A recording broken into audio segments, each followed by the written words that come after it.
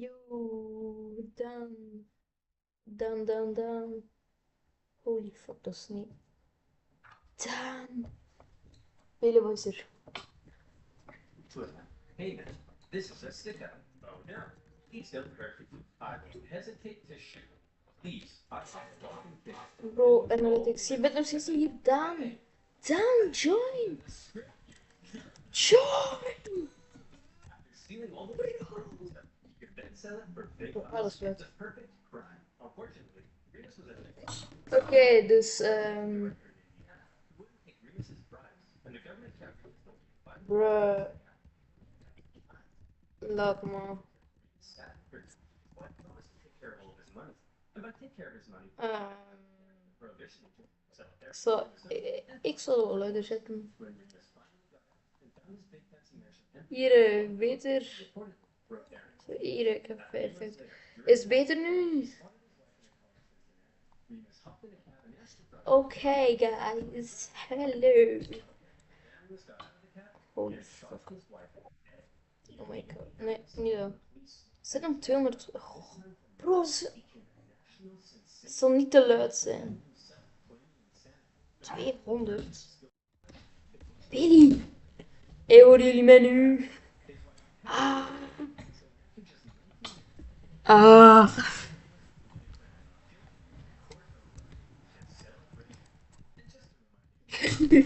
Oké. Oh wel. Dus we gaan in random country laten beslissen. Dat is mijn OBS. Welk land ik speel in Rise of Nations. Ja, nu is het beter. Wacht, laat me even testen. Een andere kant.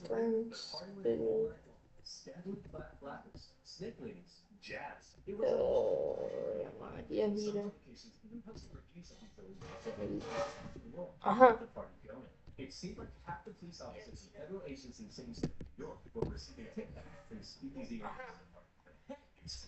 Oké, nu. What the fuck? Waar zijn mijn recent play? What the fuck? Hier. Waar zijn mijn recent play? Asking yourself, obviously, which one is the best bracket and which daddy earned his tip? Anytime authorities Jongens. Jongens. Please. Jullie, wat is er? Oh, gaan we willen. in some places we're simply being ignored. Comment. Jullie. Zie jij wel? Zie. Waar ben jij?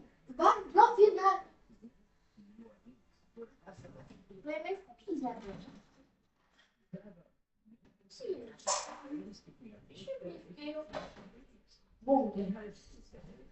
Oké, jongens. Ah, fuck off. Gaan jullie luisteren?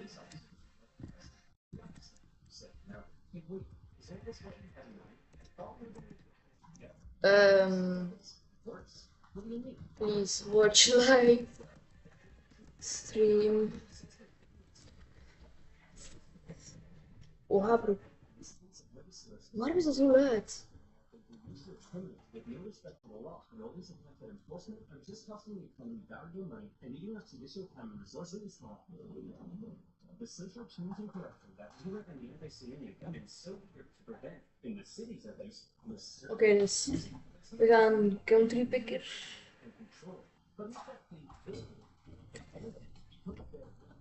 Laten we zien wie wint.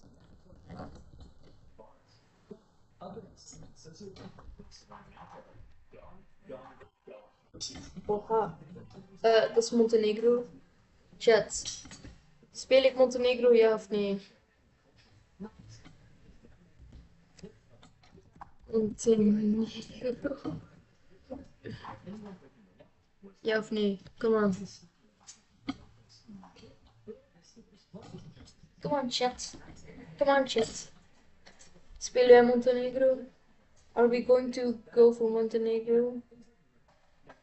Er is geen ja. Andorra. Moeten wij Andorra spelen?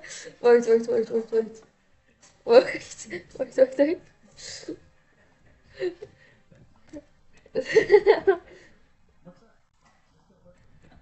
Dude. we play as Andorra?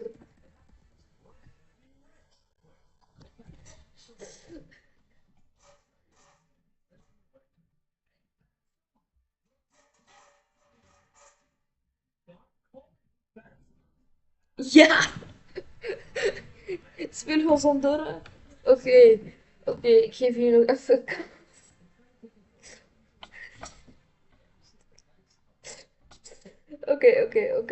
Oké, we spelen Andorra, we spelen Andorra. We spelen Andorra, jongens. We spelen Andorra, rustig. Rustig zijn, rustig zijn. Ik ga wel pro spelen moeten zijn. Of ik ga dood. Ik ga echt dood gaan, bro. Ik ben dood. Ik ga dood zijn, bro. Ik ga dood zijn. Ja! Ja.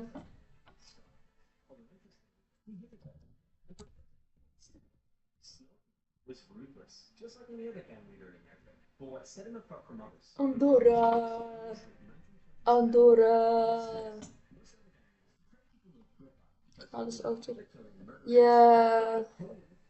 Ja. Oké, als we doodgaan, welke land spelen wij dan? Kies maar, chat. Samen, bro.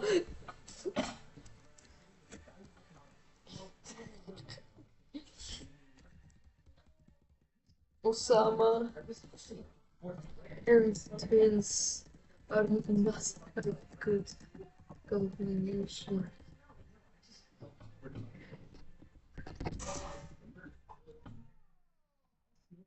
Somewhat of an enigma, brutal in how he dealt with enemies, but in front of the camera, he was all smiles. One day, he'd be 38. Holy hell, dat doet nog lang. Nee, shut the fuck up.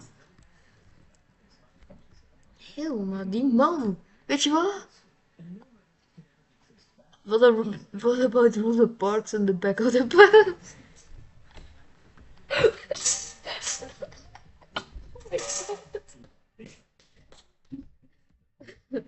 Zo. Die is nog aan het kijken omdat Angola als je dood bent, omdat het juist naar Andorra is. Oké. Angola is makkelijk.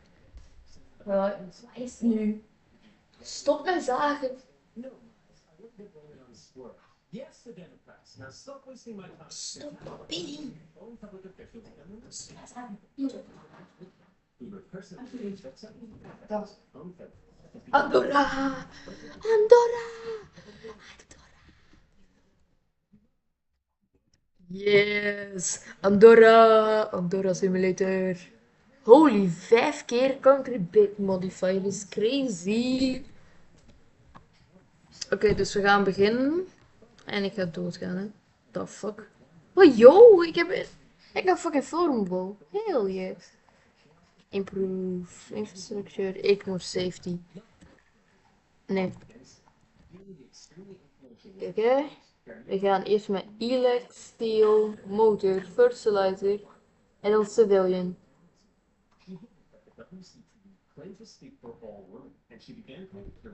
Oh fuck. Slechte start. Zeer slechte start eigenlijk.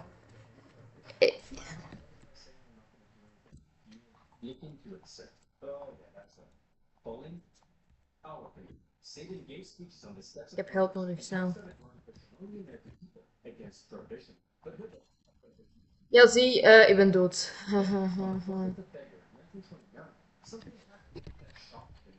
Slovakia?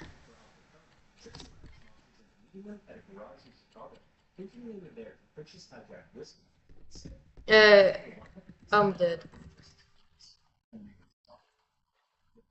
Ga weg. Ga weg. Why?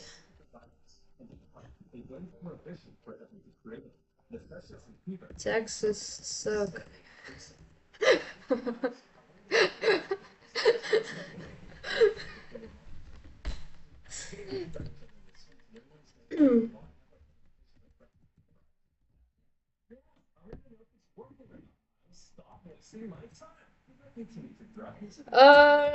Oké. Ik ben dood, maar ik ga nog eens proberen een andere server, oké? Dan. Since the candidates, the FBI were having a hard time charging individuals, but eventually, Ik ben al dood. the biggest hush puppy about the whole involving facts murders. No, look at you with the crazy talk. I don't know that stuff. But you're rich, right? You're damn right. You said, we're the money for you. Oh, I guess you gotta promise me to tell me, okay? I don't pay my taxes. Ik ga. Ik ga nog eens proberen, oké? Ik ga nog eens proberen.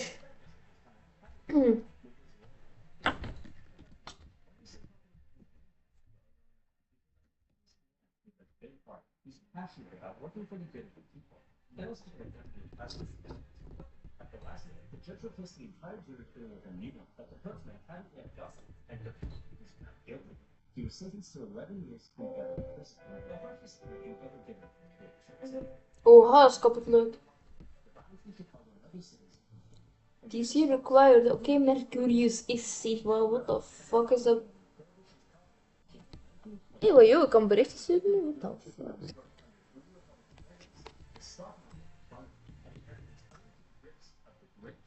Cyberbrode. Daan. Daan Banaan. Ik heb er niks misdaan. Misdaan. Misdaan.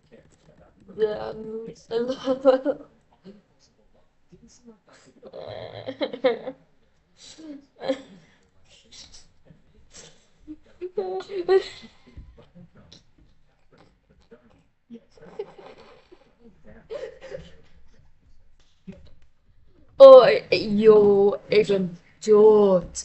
Dood. Dat ik zin ben dood, jongen. Oké, ik heb geen geld meer.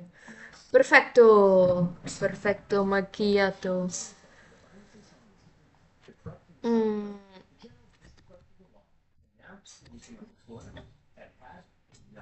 For his re-election, he replaced the Democratic candidate who promised to finally do something about prohibition. Franklin P. Roosevelt spread here, as FDR made his campaign speeches promising to modify the Volstead Act and fully save a lifelong republic, along with their 1.5 million supporters in British. Nee, ik ben koek, bro. Weet je wat? Before FDR had even taken office, Republicans in Congress began the process of passing the 21st Amendment to repeal prohibition. One of FDR's first acts as president Ik ga mijn best proberen, oké, jongens?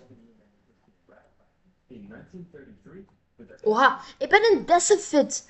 Bro. Oh my god, ik verlies nu al geld. were inconsolable when Wheeler was dead and the celebration, particularly in America. Oh, respect nodig. Ignore, bro. Ja, ik weet dat ik Rising Corruption heb. Oh, heel nou, maar 100.000 crazy. The crime syndicates that have been given so much power through prohibition were new. As they moved on to other things, some states opted to remain dry, with Oklahoma repealing its prohibition laws in 1959. To this day, there are still countries in America with some form of prohibition. So what have we learned today, kids? What's the big lesson? What's the moral of this story that we all take away and apply to our day-to-day lives? Maybe that you sugarcoat certain morals and never see them share. Maybe that if you tell Americans that Die man is gewhitebeast. Bro, wat is dit?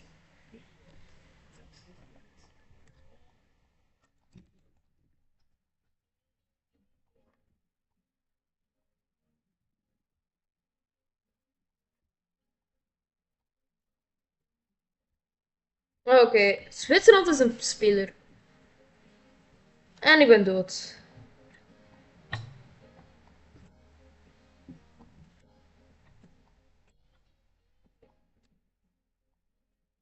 Oké, Portugal heeft...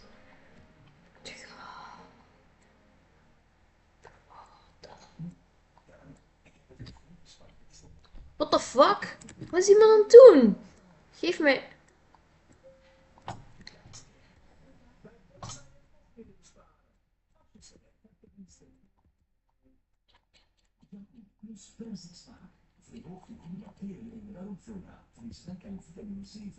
Wow. Bro! Oh my god! The conquest! Oh, hij zei jij.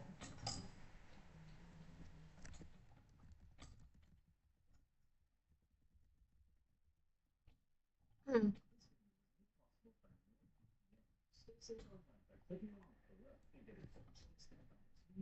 With a risk-free 30-day money-back guarantee. Also, always like a character of the leading corporal himself before they sell out. And big shout out to the Bleachers that remember to learn about benefits such as Discord access and maybe even a little bit of the system. Respect voor Andorra. Denk. Hier, 2. Congratulations! It's a gem. Oh, and here's the rest of it on camera. I'm gonna. Hey, Portugal is AI. No way. Oh, ze.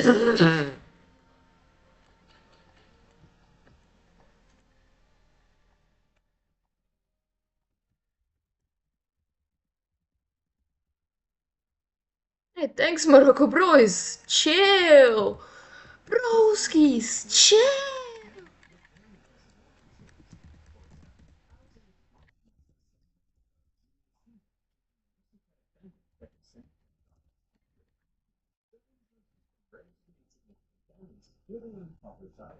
Ah, okay. So that is where our story begins.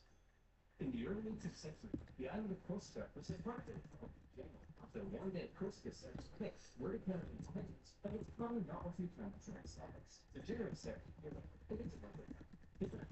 What about the other?" And French said, "Sure." Thus, Corsica became France, just in time before that, didn't want French. Many Corsicans didn't appreciate being conquerors, however, and from an early age, Napoleon developed some very anti-French sentiments. Napoleon's grandmother quickly embraced his new French alliance, which created some tension between dads. Me, I'm dad. I read pattern books and some of the books you are excited to the question. Go to your room, Napoleon. No, you go to your room, dad. Okay. On the other hand, Napoleon adored his mother, who was definitely with his hand. And even though she reproached his mother severely, respect. But Napoleon's parents wanted the best for their family, and since they were very and recognized two fights, but they didn't see well, Camille went to school in France. Okay, well, introduce yourself to the new classmate. Well, I'm Napoleon, and I'm Oha, bro, die zijn shit. like a bunch of big dumb idiot dingleberries. Okay. Thanks, Napoleon. I took the left to go. Then go it. He was. The Hickam forces him accident. His family's lack of wealth. Probably didn't come. And he also had a bit of a chip on his shoulder, but he controlled himself. And on an average day, might be found dishing out ratatouille sandwiches for breakfast. He spent much of his time alone, and he loved reading about the great conquerors of history. He learned about Julius Caesar, and wondered if the only day he too might have a pizza franchise named after him. He excelled at the geography, graduated in the age of 16. He was ranked second lieutenant in an artillery regiment. La Reconquista, hell no. Had a little something called ambition, a stumps of it, and he wasn't content being just some junior officer. He wanted to rise to the ranks. Unfortunately for him, that would be a little difficult. Well, Ja, ik heb geen geld, ik kan niks doen. and singing. You're just about the biggest idiot I've ever seen. Just a minute ago, you have seen on Earthlight, and in the part of the film where you list your experience, you seem to have drawn a picture of a durable human bird through a shoe, but your dad isn't much of a Lafayette, so you get it up. French society. Decision for heavy efforts on ability, not talent, and the young Napoleon probably felt stuck. What would it be nice to say a revolution came up and changed the world? Well, what are the chances? The French Revolution is here. Bastille topic, hedge topic, king topic. The revolution promised to do away with sexual hierarchy and make everyone a little more equal. Napoleon may not have cared much for the fight of mobs. Price of rights. He was dead. He unified and defended the revolution with that and got promoted.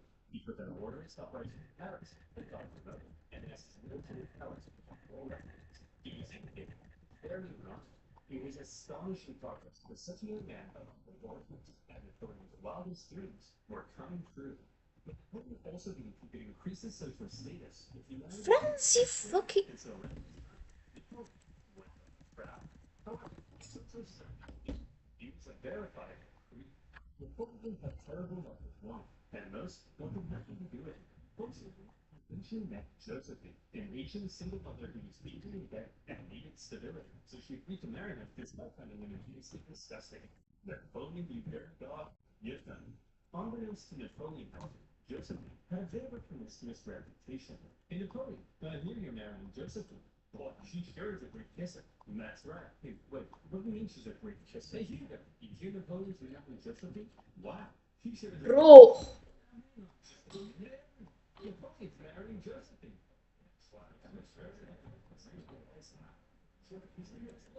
Said, is there anyone here who hasn't kissed my wife? Yeah, you. Napoleon fell madly in love with his new wife. See? Fell madly in love with a man named Napoleon. It wouldn't be long before Napoleon would leave home and go to war, because while France was having its revolution, tensions in Europe were rising. Hey, Austria, you'll never guess what we just did. What's that, France? I got 2 words for you. Revolution. We told them to soft to our monarchy. What? Dude, the rest of us are monarchies. You just totally threatened the balance of power in Europe. Now we have to worry about our stinky peasants rising up against us. I mean, holy hell. Okay, this is pretty awkward. And the rest of Europe is probably itching to do with it. But you're not ready for a war. So you gotta be cool now. It's absolutely crucial that you say something to defuse the situation right away. Preposterous. I declare war. So France ended up at war with basically the rest of Europe, and the war of the First Coalition began. At first, France struggled, but then they started to do surprisingly well. Territories to establish sister republics, exported the British colonies across Europe. In 1796, they found a great contract, and Austria out of the war, with magnificent armies in the north to kick ass, and Napoleon in the south was a bit of a diversion. For the first time, Napoleon had a big military campaign. This was his chance to prove himself, to do something, and the army he was given were more or less rocket equipment and underpaid, but Napoleon galvanized them with inspirational speeches and equipped them into Italy. Jack noted that his campaign was partially meant to be a sideshow, but he made it a used them. Signature Napoleon moved, masterpiece, put them on center, knocking Sardinia out of the war, and putting the Austrians on the run. At the famous Battle of Lille, he was in the fray, aiding the Countess himself, getting covered in mud and earning the total respect of his men. They respected him so much that he ordered the famous suicide of a set on the only Virgin town. His men threw themselves at him and took despite fierce Austrian resistance. For Napoleon, it was all he needed to confirm that he was the greatest human who had ever existed. Sorry, ik was logged in, guys. Just be careful your head doesn't get Oorlog. Ja! Goedendag. Wat is er? Tja, ik heb een vraag gesteld. Wat? Maar ik kom af, want ik moet toch pissen. Oh, man. Oké.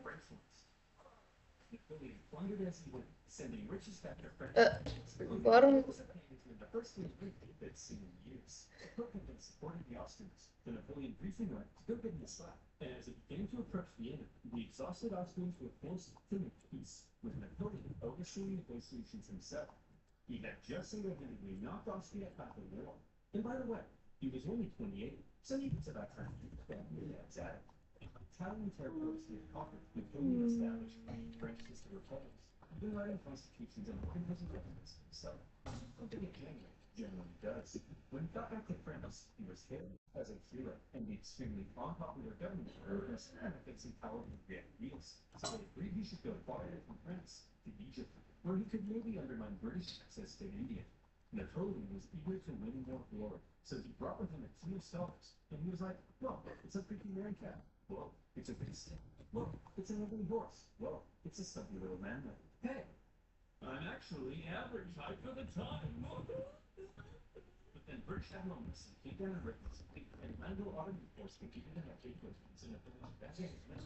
Weet je wel, ik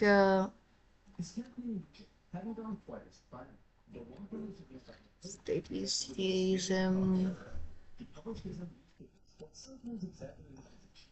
And even commissioned paintings that met je computer niet aan. Hier.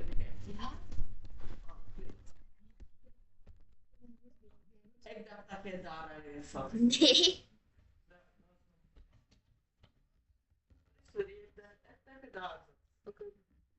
En meneertje, zou jij wel een keer uw dingen wel opruimen? Sinds wanneer is al PMD op de dingen bellen? Niemand? Dat is wel. Dat is nee, dat is gewoon. Rond. Oma. Sinds wanneer ligt de PMD op de grond? Dat is toch niet oké?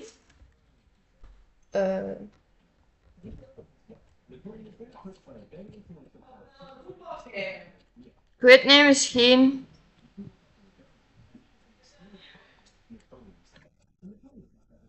Nee.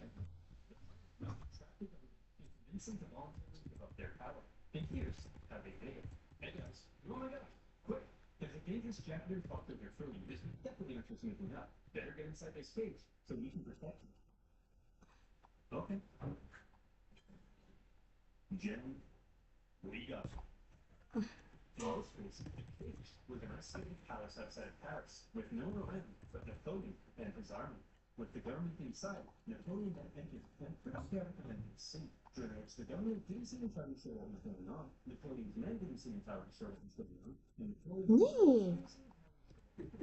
But thankfully, Napoleon's brother Lucian, president of the house, managed to regain control, and the remaining president creating a new constitution, and thus a new government person.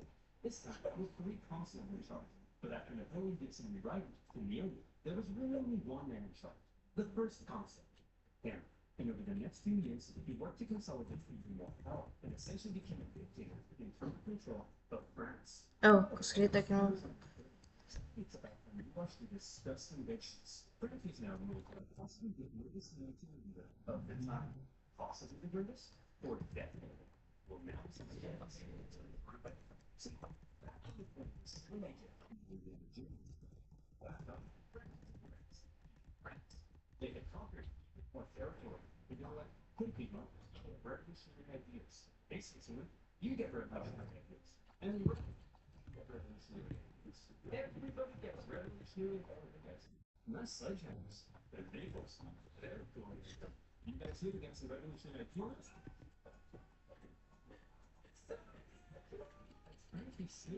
Hoe is dat? Dat ik ben. European powers felt the time was right for World War II, and the war of the Second Coalition began.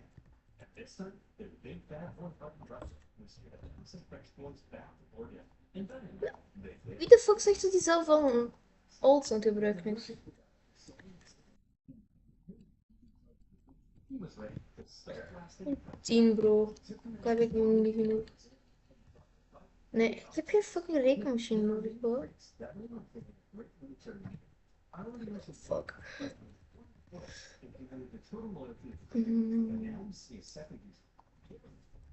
Bruh. Napoleon moved to Geneva, and it looked like he was probably going to fight Austrian forces in Germany. There's no way he'd be crazy enough to entirely south of the Alps to surprise attack on the Austrians. Napoleon entirely south of the Alps as a surprise attack on the Austrians was siege in January. Napoleon's crossing of the Alps is legendary, and you may have seen one of the most famous paintings of the German, sitting near a majestic stallion surrounded by dangerous mountain terrain. Of course, in real life, he made the crossing on a depressed mule, but that's not his own. When he emerged in Italy, the Austrians expected him to comfort their siege, but Napoleon went with this flower near Milan, forcing the Austrians to meet Napoleon head-on at the famous Battle of Marengo. The Austrians initially clobbered the outnumbered French, and they were like, hooray, we won. But then a few hours later, Napoleon showed up again with an even bigger army, and clobbered them right back. Oh, cow, this tiny little outside French guy running wings around us. Then, after General Marin's victory totally wounded,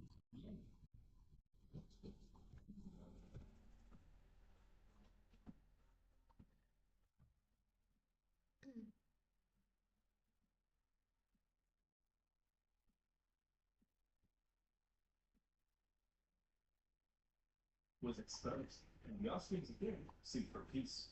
Just like the war, the first coalition, the second coalition moved to another French victory. But in any case, they both Is nou... Napoleon victories. Only the Nee. Napoleon, and they were using the powerful blockade French force, and when they Stop. obviously, everyone else got pretty pissed off at the British were interfering with their trade. So in response, they formed a league, and they invited these shit like that. Neutral something sure that they were interests. That's offensive. So Britain with the Copenhagen. Bro, wat is dit?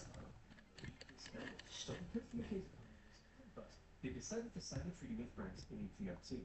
For the first Canada? Europe was at peace. Congratulations, sire. You've achieved peace. Yes, you did, but not for long. I still don't trust those very Brits. Did you hear about the term the phone man? What does that even mean? Keep an eye on them, would you? Exactly. Sorry. Why not? Because they use NordVPN. Oh, heel naam met de bezeggen.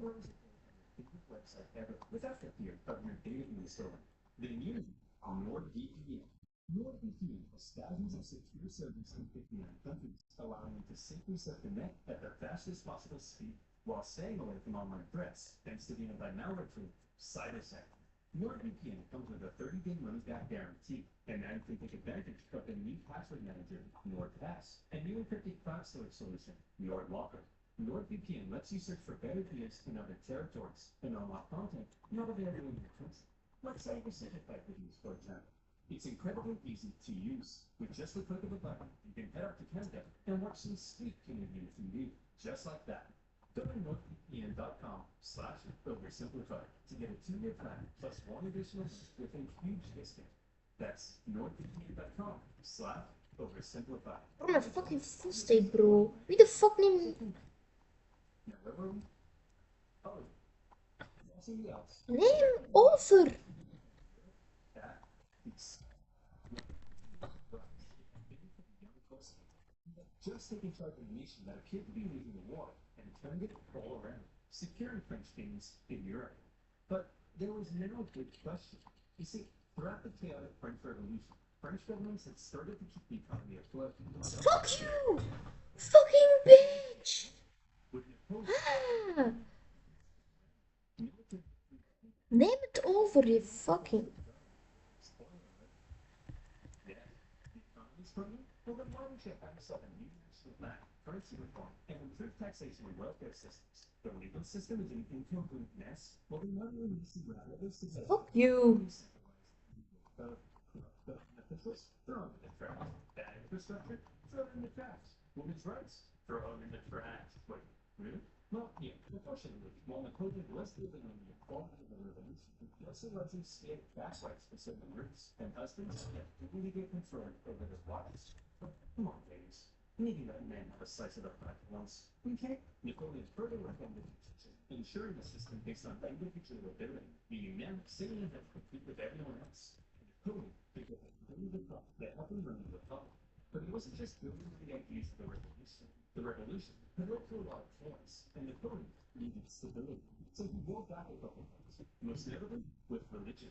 The revolution pretty much took the Catholic Church to the third, but Napoleon understood that since many French citizens still considered themselves Catholic, that could be a problem. So he came to an agreement with the Pope and brought back the church, only this time with some pretty heavy color restrictions. He also ensured freedom for other religions, and is often measured towards other Jewish people that it's kind of widespread acceptance. While all Napoleon sound like a famous it was good to know that he believed in religious freedom because he thought it was a powerful tool to keep the poor from being the rich, or something like that. Overall, Napoleon's aim was to end the chaos of the revolution and finally create a stable and prospering French republic. And in that end, he seemed to be largely successful and generally popular with the people of France. Officially declared that the revolution is over. The revolution, Napoleon said, could be seen for miles. But not everyone was happy with Napoleon's reforms. Conservatives felt he was too radical. Radicals felt he was too conservative. But since Napoleon wasn't, Bro. opposition could usually be stamped out as some good old-fashioned China distant. In 1804, Napoleon took one assassinate. He wanted to strengthen his position and ensure his dynasty could live on after him. And so he decided being first consul for life simply wasn't quite enough. He decided he should become emperor. He held it up, asking the French people if they could prove it correctly, and they returned it definitely not right, 99.9% in favor. The balls on this man, and so on the 2nd of December, 4, in an elaborate ceremony at Notre Dame, Napoleon was made emperor. The Pope was even invited to attend. And normally, Oha! Bro, what is that? everyone knew this wasn't some Charlemagne style suit or power. Napoleon left the crown and placed it on his own head. Like I said, the ball's on his head. He was now emperor of the French. Long Napoleon, you were a child. Then he became person. But what? You're an emperor. Is it enough yet? Is your ambition finally satisfied? Not enough here. What is that going to be? I would say, God inside. You want to be a god? Yes. I'll put down your maybe. Okay, everyone. What the hell is going on? This Corsican guy showed up out of nowhere and he's kicking our ass. He's exploring the ideas of the French Revolution wherever he goes, and he just declared himself king of Italy and emperor. He can't do that. I'm the emperor. Oh, hey, fellow monarchs. I see you're having a monarch party. My invite must have got longer than man. I'll just set up a spot right here. Wow. You don't belong here, fellow. We're coming to take you down. I'd like to see you try. Oh, I'm so scared I just pooped my pants. Hey, everyone, I just pooped my pants.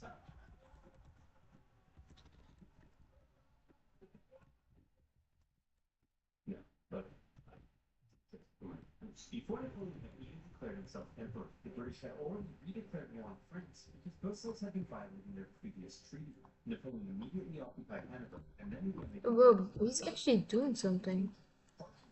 selling a huge chunk of land to the United States. Napoleon gathered his army along the English Channel. But here was the problem.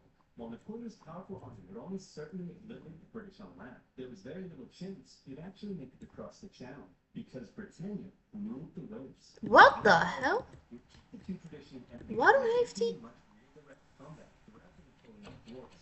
However, the British had something else up their sleeve: copious amounts of money. They were willing to throw cash at anyone who would go to war against Napoleon, and there were plenty of takers. Austria, Russia, Naples, and Sweden, hoping to put Napoleon's France back in its place, formed the third coalition against France. The coalition forces probably thought that this time they stood a chance. They weren't prepared for the total humiliation they were about to suffer. The war against the coalition was Napoleon at his best. Only in two ways in which Napoleon was a great military commander. But here comes one of the biggest reasons: speed. He had reorganized his army into fours, which were themselves basically small armies. Each had their own infantry, cavalry, and artillery, and as a result, was able to act. doei. And by living off the land rather than relying on heavy supply trains, they were Hoe is er? extremely Wie is mij gestuurd? Napoleon would traverse massive distances, outnumber for his enemies, isolate them, and then meet them for the kill. Canada, wat doe jij? What in warfare leading to total destruction? Would you like to see him do it? Here we go. Part of the Canadian plan was for the Russians to meet up with the Austrians, taking the Napoleon together. Combined, they Wat doet die man? so Napoleon needed to stop them from ever meeting. But he's all the way over in Boulogne. No problem. In a matter of weeks, Napoleon marched 200,000 men in secret, encircling Austrian General Matt and capturing his entire army. Devastating blow. Napoleon later remarked, I have destroyed the Austrian army by simply marching. Next, he turned to face the approaching Russians. Okay, it looks like the French are coming first. But check this out. I've got an amazing idea. When they approach, we run away. Sir? You're a genius. The Russians began to retreat with Napoleon giving chase, and since his tactics relied on quick victories, this could be a problem, especially because the longer the war went on, the more likely it gets other countries leading the coalition against him. But Napoleon beat the Russian Tsar out of first, was young, accepted war. So he came up with an idea. He said, what does it say? It says, hello, I'm just a little baby boy, and a bit of steel. You talking like that, or is she? He is, sir. Why is he doing that? I don't know, but it's very cute, helpless, and vulnerable. A little baby boy, eh? Very scared, eh? Cute, eh? Forrest, get my crossbow. We're going hunting. The Allied forces came to face Napoleon, who they now believe was in a vulnerable position. He was set up at Austerlitz, and to make it look like he was retreating, he had even evacuated the high ground. thick fog setting, obscuring Napoleon's center as the Allies took the bait and set up on the heights. From there, they spotted Napoleon's very retreating right flank, and they descended the heights to get the tank. Little did they know, it was exactly what Napoleon was hoping they'd do. The next thing they knew, a large French force was emerging from the fog, launching a huge central assault. They swung around, crushing the Allies, and its many across the legs. Napoleon's ordering September, defied everything else. To drown. Told me he was just a little baby boy. What happened? He tricked himself. It was Napoleon's masterpiece. In Austria, you were once again forced to make these victories. The French conquest of 1806, the War of the Third Coalition ended at yet another Napoleon's victory. This was the third Napoleon gave Austrian Emperor Francis a good commander, and so, speedily to the fight, Napoleon was determined to get action. He was first about Jericho, and with a significant compensation, he promised never to fight Napoleon again. For now, Russia, Sweden, and the UK remained at war with France, but none were able to offer much of a threat. And so, Napoleon got to work, strengthening his grip over Europe. He gave out war with captured territories to his family and friends, and most notably, he established a new confederation in Germany with himself as his protector. Seeing his influence in Germany being wiped away, Emperor Francis acknowledged reality and officially dissolved the Holy Roman Empire, an entity that had existed for over 1,000 years. But it wasn't all good news for Napoleon.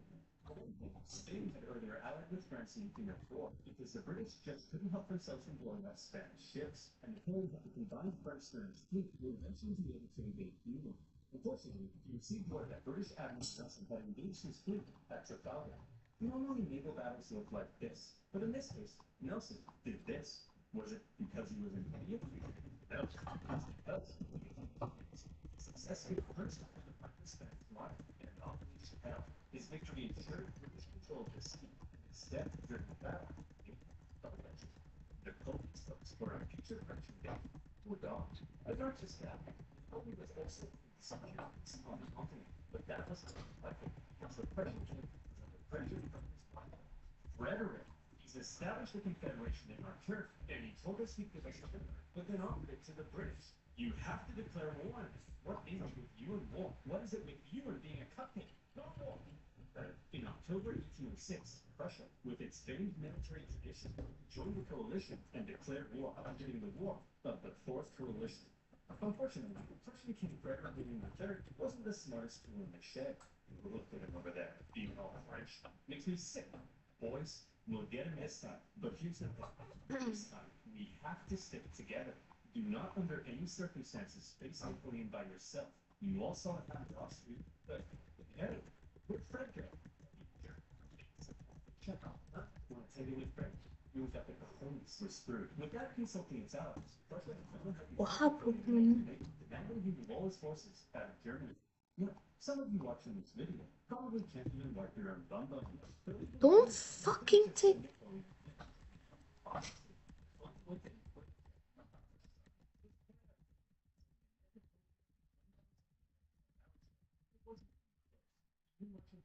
We have for our shadow sent the Prussians running, and Napoleon carried out a ruthless pursuit of his fleeing enemy, taking Berlin and with a single month decimated the Prussian forces.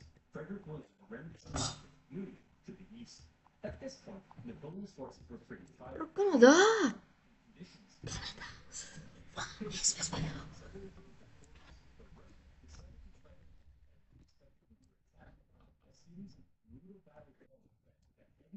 On both sides, including the vicious battle of Bayard, fought in blizzard conditions. Men froze and men deserted. The Russian artillery tore the French to shreds, and Napoleon himself was momentarily under the threat of being captured. In the end, the French army was saved thanks to a legendary cavalry charge by Napoleon's unborn cavalry commander, Murat.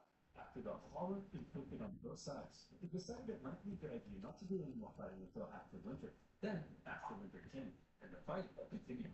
The Russians were pushed back to frequent. The Russian General Bennington made a bit of a blunder by positioning himself at the Our River to his back. The French artillery were able to kill the Russians the river, and their concentrated gunfire, a major element in Napoleon's fighting style, made the Russians drown as they tried to escape. War of the Fourth Coalition. Victory Napoleon.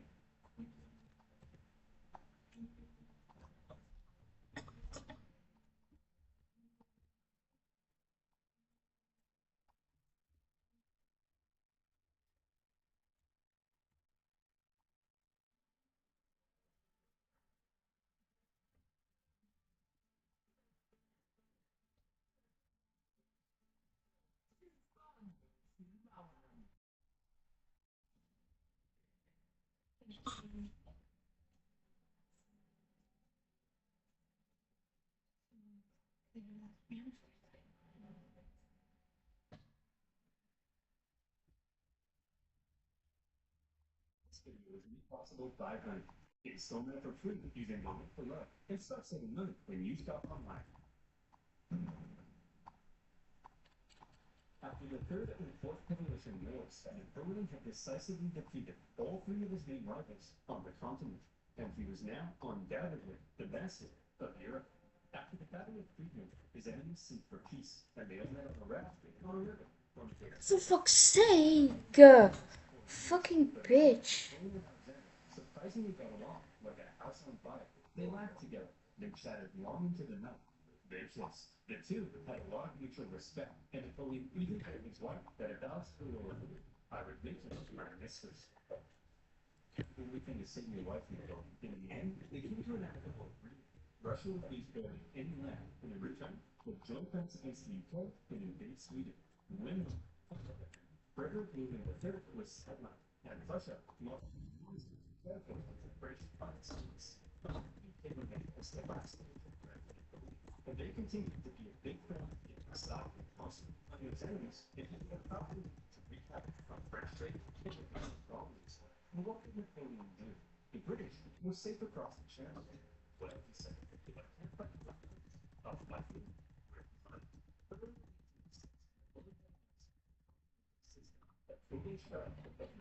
In continental trade, no one here was to trade with Britain, and in order to get that, most of the British economy together, and they responded to their typical but homes could have been taken and blown a bunch of stuff out. But in general, the British managed to stay afloat by simply increasing their trade with other Fuck you, bro.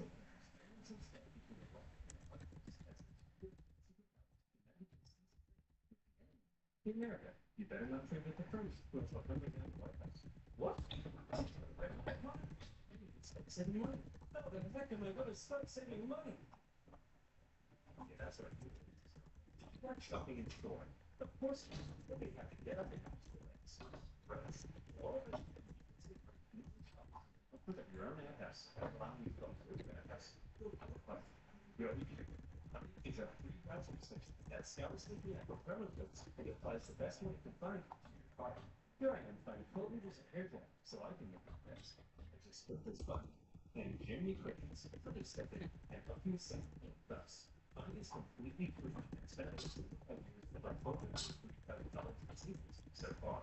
So seriously, what have you added to your browsing app? English, click on the link below, joinme.com/oversimplify, and you can get them for free in 2 easy clicks. That's joinme.com/oversimplify to start saving money on your online shopping. Making peace with the Russians, accomplishing blockade, and blowing up Copenhagen. I'm sick of being blown up for doing almost nothing, and then just the Danish officially sided with France. But the Polish blockade had the biggest effect on continental Europe, who were now cut off from a major trading partner, one that controlled the seas, and how the rich and a lot of countries didn't fully comply. Portugal, a traditional British ally, refused to take part. No problem. Napoleon sent an army and invaded. But it wasn't just Portugal. Many of Napoleon's allies were also suspect. Your Majesty, it seems that Spain isn't properly enforcing the blockade. Spain? Why not? Well, it appears that they're trying to find a way of being your allies since they lost their freedom for thought. Well, it's with these people. It's almost like everyone's only pretending to be my ally because they know otherwise I'd beat them up.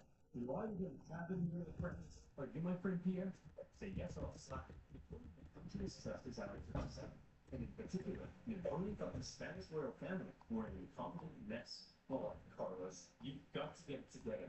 How can I trust you when all you do is go hunting and you all got this ambitious living that protects me and the country? And you seem to be the only person in the universe who doesn't realize he's pointing your wife. And what's more, who the heck are you? I'm the king's son. I just live within my dad. So, actually, now I'm something. You people are the biggest cluster of shameless, narcissistic idiots and all around just the worst people I've ever met. Yeah, that big sort of French forces, many having conveniently already opted Spain from Big Portugal, occupied Spanish forts, and Napoleon invited the Spanish royals to France to help mediate their differences. All right, we're here with the royal family of Spain. So, Fernando, you've been accused of plotting against your father, combining for the Spanish throne. What do you have to say for yourself? Well, Napoleon, I think the right one. I've got the test results right here. Fernando, in the case of the Spanish throne, you are not the crown. And Carlos, you are also not the king.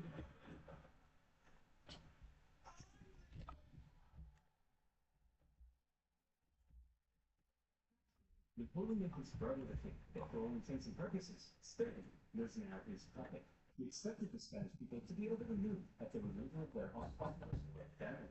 Imagine this surprise when it turned out that people don't really like to be subjugated by a foreign power. Least of all, when they were previously attacked a Catholic church. Instead, the people of Spain revolted.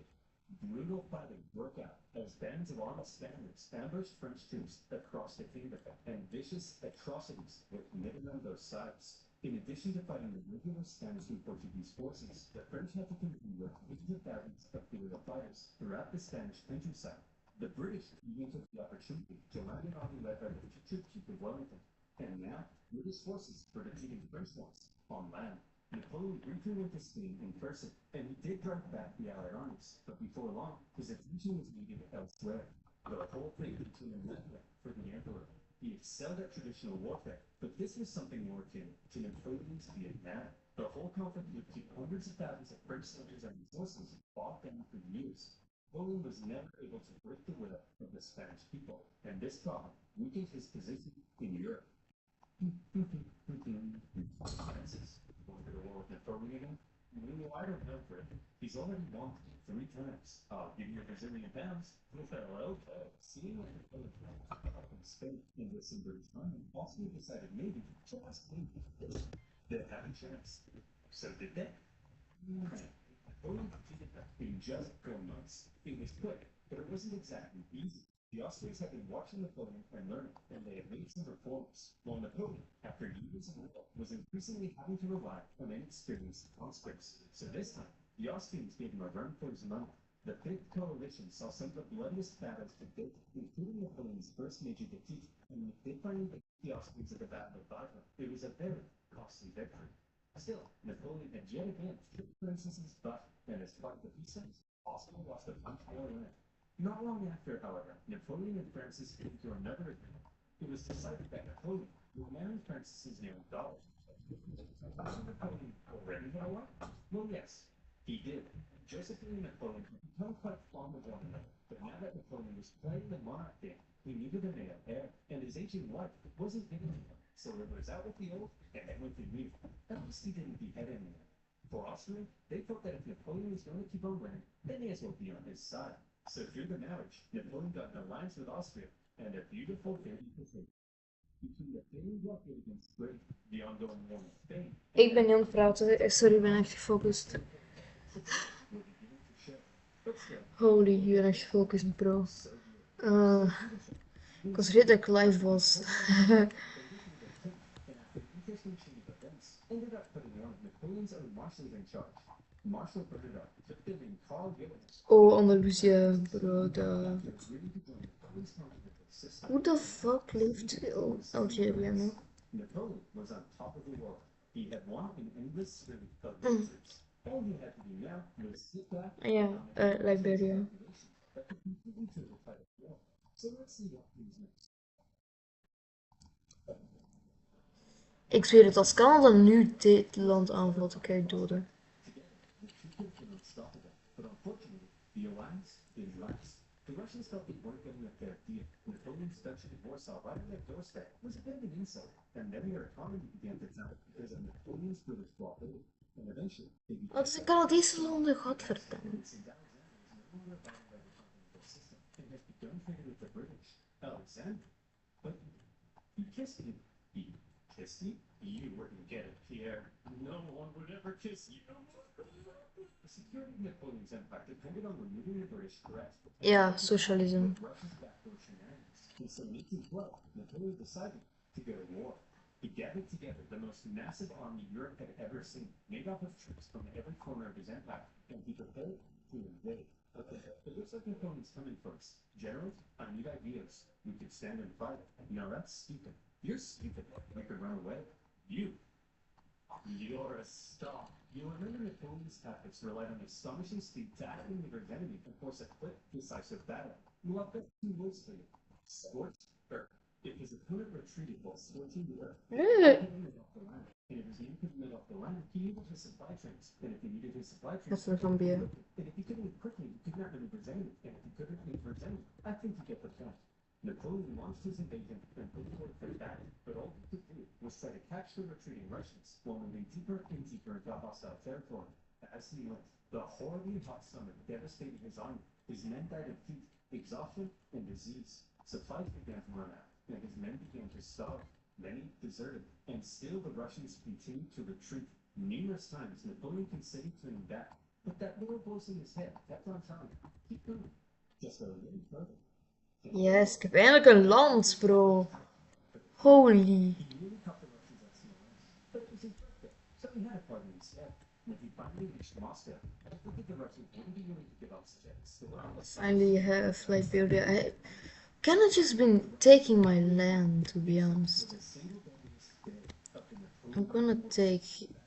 The Russians fought valiantly, and as he got older, Napoleon's battle tactics seemed to become a little less refined and a little No. straight at the enemy, trying not to die.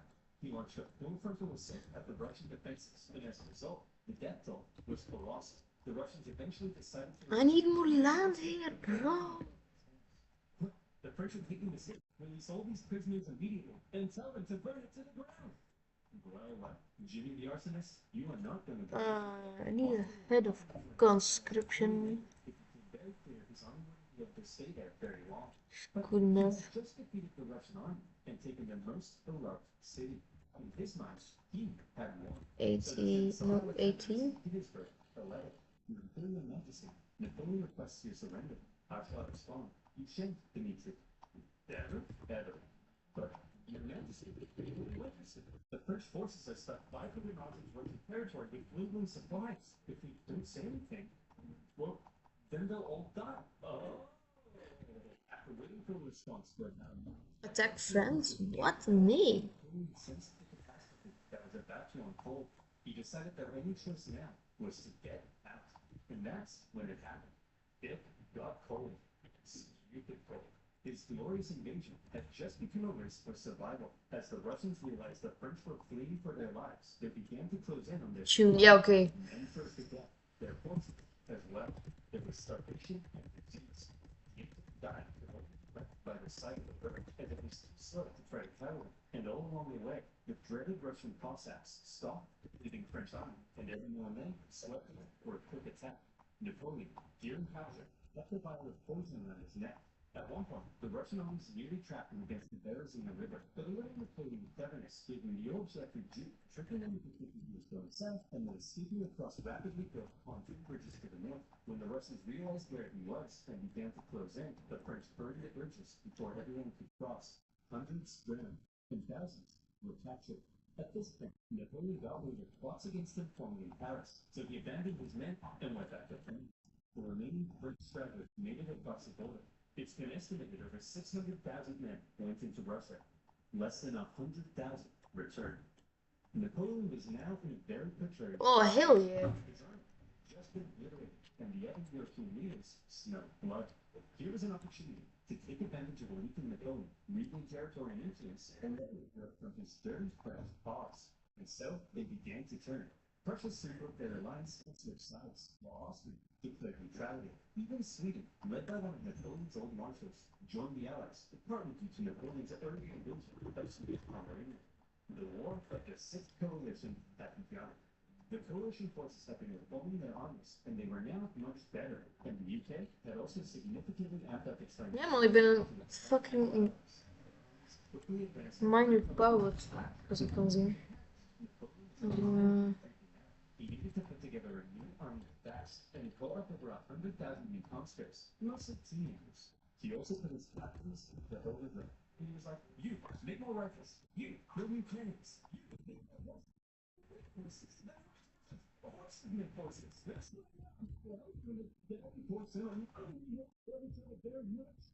go on. Well, then the daddy horse. I'm telling you, you're 43. I thought you'd know this stuff.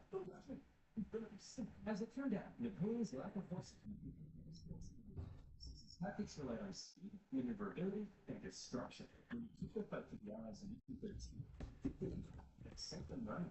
But lacking cavalry, he was unable to effectively pursue and destroy. He needed horses. For the Allies, being defeated in battle by conscripts was concerning. So both sides were like, hold up, not yet. The Allies were somewhat cornered and had Napoleon kept going. It's possible they could have won, but instead he to brief truce with the Austrians, mediating between the two sides. What else? Major concessions, Napoleon told them to shove it. Yes. They were justified in saying, well, we tried, and they joined the coalition. Wil je een bestaan met zelf? Probeer het nu 3 maanden gratis.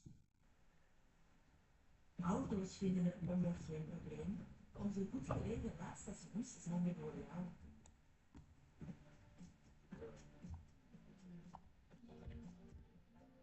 Hey, communist, shiny.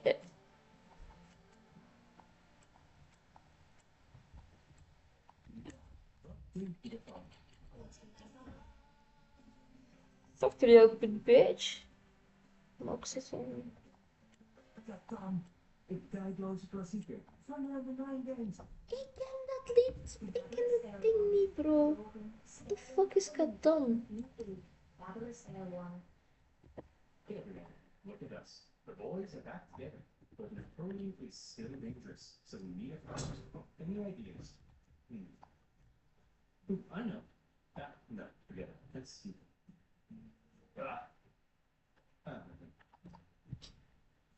I've got it. When he approaches, we run away. Genius.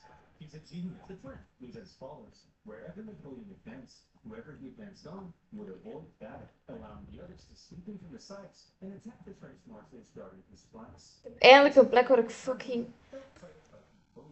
And this plan worked tremendously. The Allies scored a number of victories that saw Napoleon move back to the city of Leipzig, where he had one last winter stand as the Allies burst in from all sides. The stage was set for the biggest and bloodiest battle of the Napoleonic Wars, the Battle of Leipzig. Half a million troops from over a dozen nations stretched across the battlefield. The French found themselves fighting on all sides for 4 days against the Austrians, Prussians, Swedes, and Russians. It's no wonder this battle is also sometimes referred to as the Battle of the Nations. The French fought ferociously. Oha, 15! Efforts of the coalition. At one point, in the midst of battle, Saxon troops allied with the French had a team huddle and were like, hey guys, I'm pretty sure the French are losing. Let's switch sides. And so they did. When it became clear that Napoleon couldn't win, he ordered a retreat across the only bridge over the river. The Allies swarmed into the city, and desperate fighting raged in the streets. Okay, Corporal, after everyone's crossed the river, and you to blow up the bridge. Okay? Not before everyone's crossed. After. You got that? Yes, Colonel. I'm not 5. I can comprehend time. What? Is he losing to AI?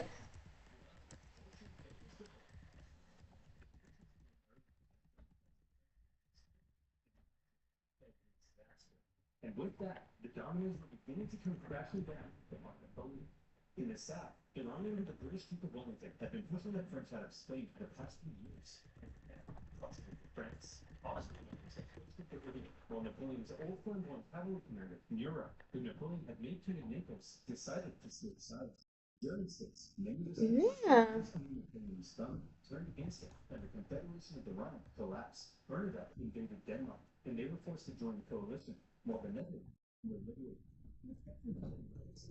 On the wall, but he was Napoleon is prepared to keep fighting. As attitudes in Paris were already beginning to turn against him, he pulled out more conscripts to defend the exhausted nation. And as for the Allies, they weren't sure exactly what they were aiming for here. A few peace offers were floated that may have let Napoleon keep his position.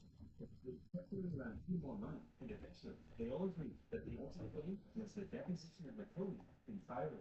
And so, Oha. famous campaigns to defend the homeland. He was completely outnumbered, but the Allied armies had split up and spread out. His army was so small that he could move at lightning speed, and he used this to his advantage. In the famous 6 Days campaign against Prussian General Blucher, he attacked from all directions and defeated Blucher's forces 4 times, only suffering a tenth of the casualties he inflicted, even with his back completely to the wall. Napoleon was still Napoleon. Then it turns out that General Schwarzenberg's army of the lead and enjoyed even more victories. However, Napoleon's problem was that he couldn't be everywhere at once, and wherever he wasn't, the Allies continued to push towards Paris. He made one last-ditch attempt by moving in behind the enemy lines and cutting off their communications, but Paris was in disarray, and the people were sick of war. One ambitious and slightly treacherous politician sent the Allied armies a letter, basically saying, "Hey guys, come on in." And so, they did. The city's defenders surrendered, and as the Allied leaders took Paris, the people cheered her as bringers of peace. Paris had fallen. Marshals, gather your men. We're going to launch an assault on Paris. Where are the marshals? They all left, and told me to do this and that. Napoleon's marshals had realized what he had. It was over, and they insisted all that was left for the good of France was for him to advocate. And without the support of his army, Napoleon had no chance.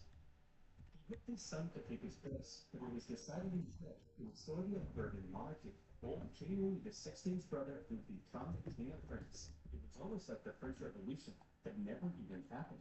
But what would we do with Napoleon? We can't have a hyperactive 40-year-old minister around anywhere he feels and falling for Germany. Well, I was thinking, I don't know. The location chosen for Napoleon's exile was the small island of Elba, just off the coast of Italy. Napoleon was severe of the island, and even got the title Emperor of Elba. The Allies must have been in stitches when they came up with that. When he learned what his fate was to be, he turned to prison and continued with his mission. But it had gone out of date, so instead of equipping him instead, they stuff for him instead. He thought about the purpose. He impressed the religious and Princess Guard one last time, making an emotional speech that ended with him kissing both bride and offering her place to exile. The deal that was given to him was actually quite generous. His family were given titles, which was a state nation from France, and he was able to receive many distinguished visitors, all of which came to meet the famed emperor, and he really recommended well, improving infrastructure and introducing many legal and social reforms aimed at improving life on the island. Hey, Napoleon, just gonna check on our told good wrong. But it wasn't quite good. Learned the death of his first wife, Josephine, and was deeply sad. He was forbidden from seeing his son and third wife, and in Austria, Emperor Francis had illegal contact to seduce her, so she would forget about Napoleon. The new king Louis XVIII refused to give Napoleon his invitation. He was under constant threat of assassination, and there were even rumors that the Allies were thinking of relocating him somewhere even more remote.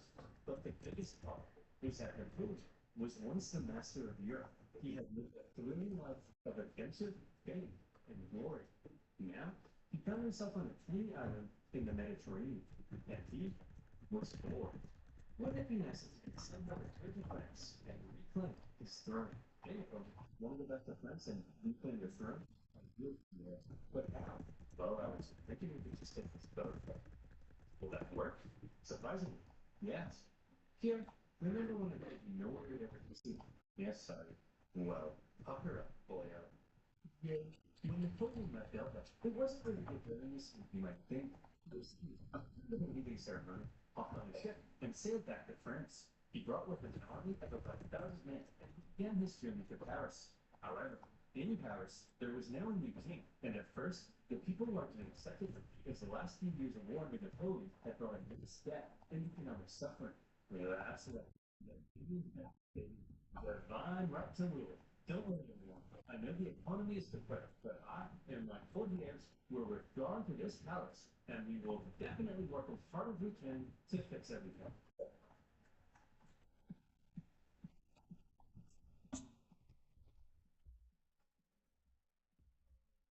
That's what it became. As the Bourbon monarchy began to look more and more like a return to the past, and the returning ability seemed but lost privileges. The people weren't too happy.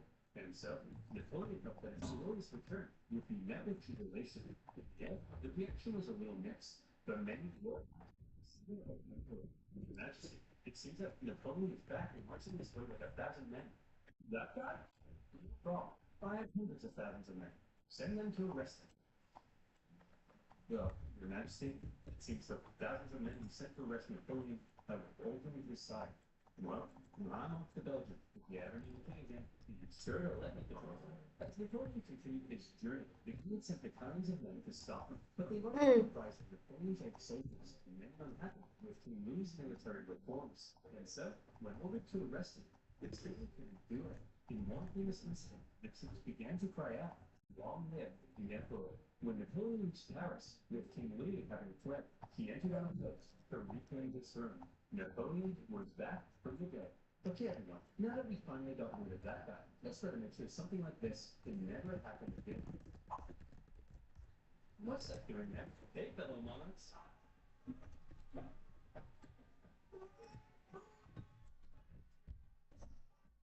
This time, Napoleon promised he would be on mutual with the people and not start any wars. But the Allied leaders were having none of it. They declared Napoleon an outlaw, pillaging ruler of France. Then they declared war, not on France, but on Napoleon himself. And when the multiple empires declared war on you as an individual, that's how you know you're a very naughty boy. The Allied powers began making plans to combine their forces and once again invade France. The most immediate threat to Napoleon were the British and Prussians hanging out in nearby Belgium. If Napoleon could not then have cooked it, maybe he could force the Allies to negotiate, and maybe he could hold on to his power. Together, the two armies to the north outnumbered him, so he made a plan to divide them and take them on separately. Historians debate how much of a chance Napoleon had here. This same strategy of dividing and conquering had worked for him multiple times. He marched north with 125,000 men and took on the Allies in a number of additional nations, defeating the Prussians before turning to take on the British. But to Napoleon's dismay, miscommunication and hesitation among his marshals allowed both armies to retreat. It's crucial, rather than fleeing east, the Russians moved north, where they could remain in contact with the British. Napoleon sent a force to hold off the Prussians as he moved into the British and they held up a defensive position at Waterloo.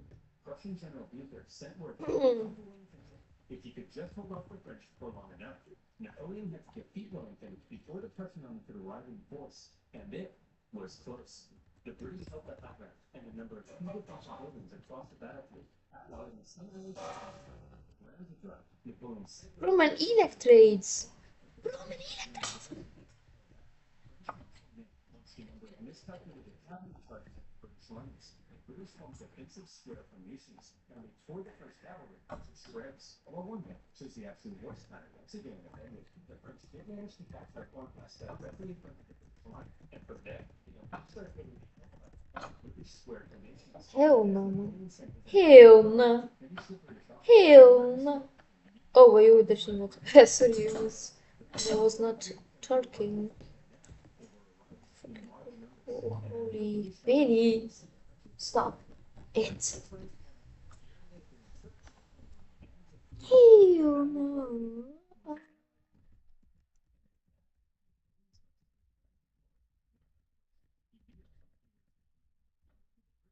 Culture is better. And the British replied, no. Instead, to make sure Napoleon was put away once and for all, they sent him to one of the most isolated and remote places you can think of, the tiny island in the Atlantic Ocean, St. Helena.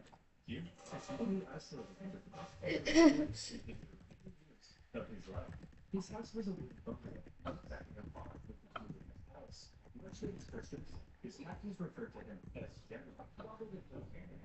His mail was sensitive, and visions were dead.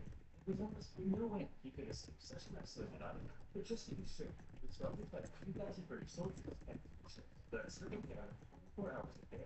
He had once been the most powerful man alive, and it was expected that focus the ground with a strong leader, Pen, firmly in jacket. Depictions of Napoleon on St. Helena show a disheveled old man, Pen, firmly in pants. He had lost everything. And by the way, he was only 46, so maybe it's about time you know what?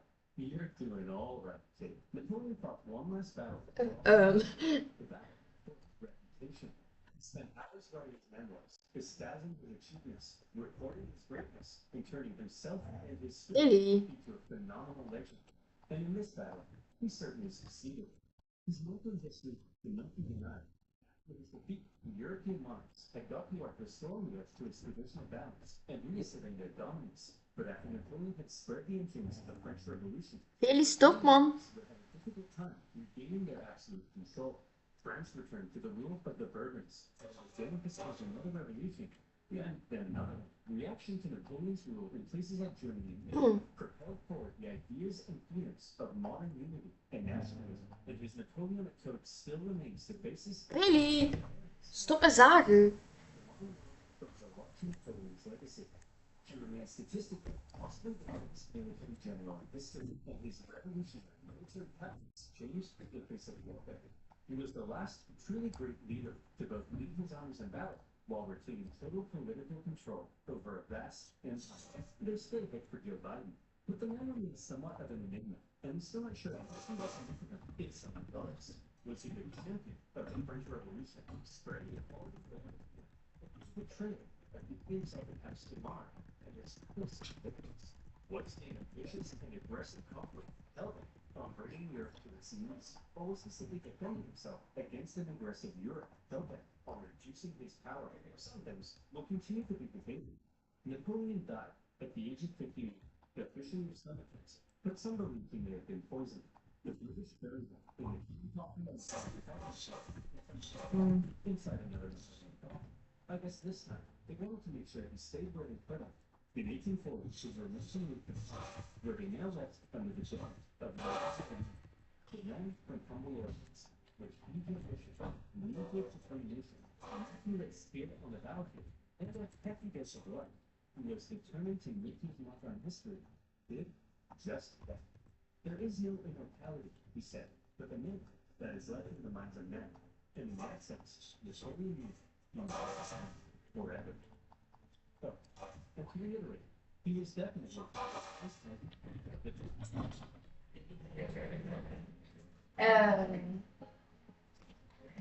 So, guys, should I attack Canada? There's no. Hey, there's someone watching. Hey, hello, guys. Should I attack Canada?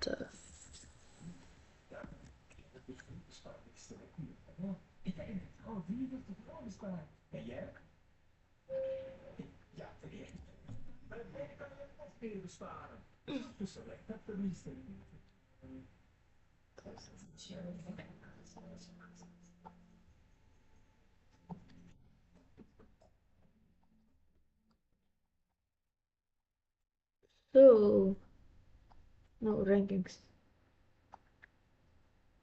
I am 14th. To stay safe online and get a huge discount on a 2-year plan with that 30-day money-back guarantee.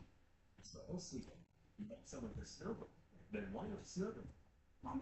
The limited edition of Simplified Question is available for pre-order. With some beautiful new character kits. Holy cooked. I have no fucking unrest reduction at all. 5%. Holy. Yeah, I'm cooked as fuck, bro. It looks like a bunch of different people already know about this. What? Oh no, that means we can't expel him. Whoa. I didn't say they were white people.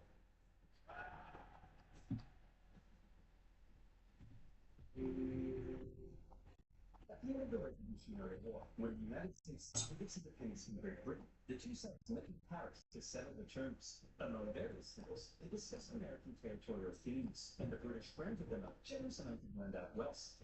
However, Benjamin Franklin appeared to have an additional fascination. Oh, Canada. Oh, voluptuous. You think we could maybe acquire some of that only our territory? But we looked at those terms that were less about Canada's skirts and more about your terms can be the Canadian colonies. Holy, I'm cooked. 3 million. What? If Britain wasn't going to give up Canada, then the two sides had to agree on where to put their border. Easy enough for the most part. Follow some existing borders, added a few rivers and lakes, maybe even a parallel, good measure. But then there was the question, what would happen here?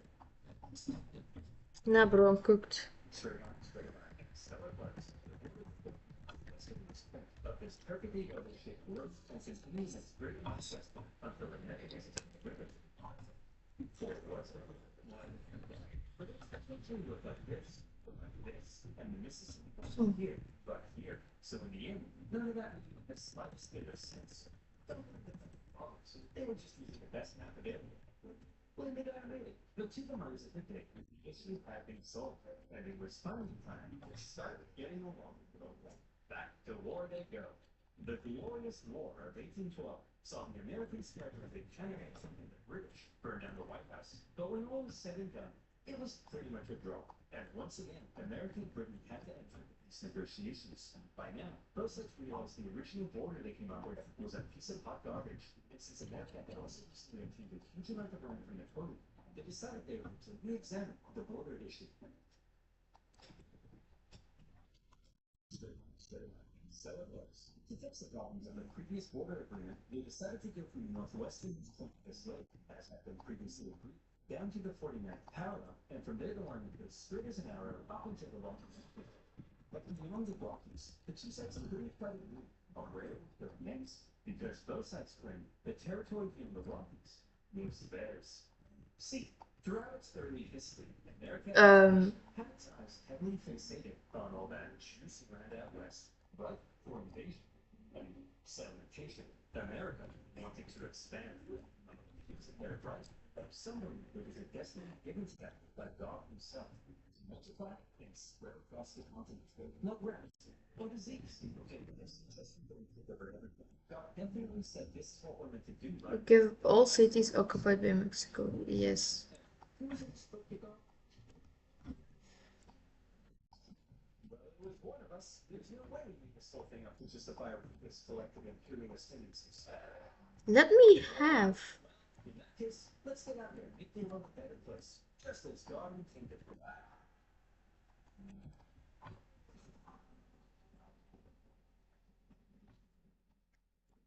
Believe in a divinely destined expansion, the way we get an experiment, manifest destiny. But America wasn't the only one interested in controlling the Western territories. At the time, Canada was made up of a number of colonies, collectively referred to as British North America. This one over here was owned by the Hudson's Bay Company, a British charter company dedicated to turning as many beavers as possible into as many Belfast as possible, as quickly as possible, and the indigenous people being just fine. As a result, the British were also eager to control the land out west and secure that region's valuable resources, and in particular, the Great Columbia River was being vital to the beaver business. So when it came to the question of what would happen to the border beyond the Rockies, the conversation went a little like this. The line should keep going straight destined to gain the entire North American continent. No, we need this river so we can keep stacking beavers. But why don't we just run the border along the river? That way we both have access to it. Well, that would be perfectly fair to compromise that the best. Okay, come on, Canada. No way. Having come to a roadblock, both sides simply agreed that for now they would jointly occupy the northwest. Just accept them, like, holy, it's not that hard. Was only temporary. Eventually somebody would get their way. Listen, man, we can jointly occupy this land, but I would share in anything else. I don't want to see you using my toothbrush, and I don't want to catch spraying my underwear. And I don't want to catch you using my computer, and some of it in advertisers. Well, then you, my friend, should use NordVPN. What the fuck? Getting strangers of passwords to your most important. Me neither. And that's why I use NordVPN. What became as thousands of secure surfers in over 60 countries, allowing you to safely surf the net at the fastest speed possible. It works across That's money. so Give it to me. Give it to me. Where is my money? Bro, 800. Ja, daar is mijn geld. ignoring problems or undesired acts spying on your browsing history. And you can even unlock content that's been blocked from your site. It even comes with a 30-day money-back guarantee. So why not go to NordVPN.com/oversimplified to get a 2-year term with that as always, you'll be supporting the nation. So thank you. Now, where were we?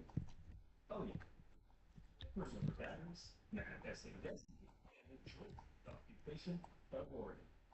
And one of the things here, we thought the territory should be was Jamie Douglas, the Hudson State Convention, since Chicago or Vancouver. Ah, what a beautiful unscored claim of the village entirely. My Splash Phantom membership and an unrelated negative outcome of my membership.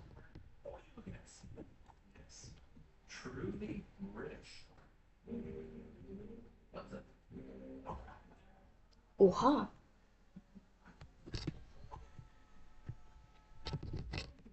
It seems that many Americans had already begun stringing up the Oregon Trail.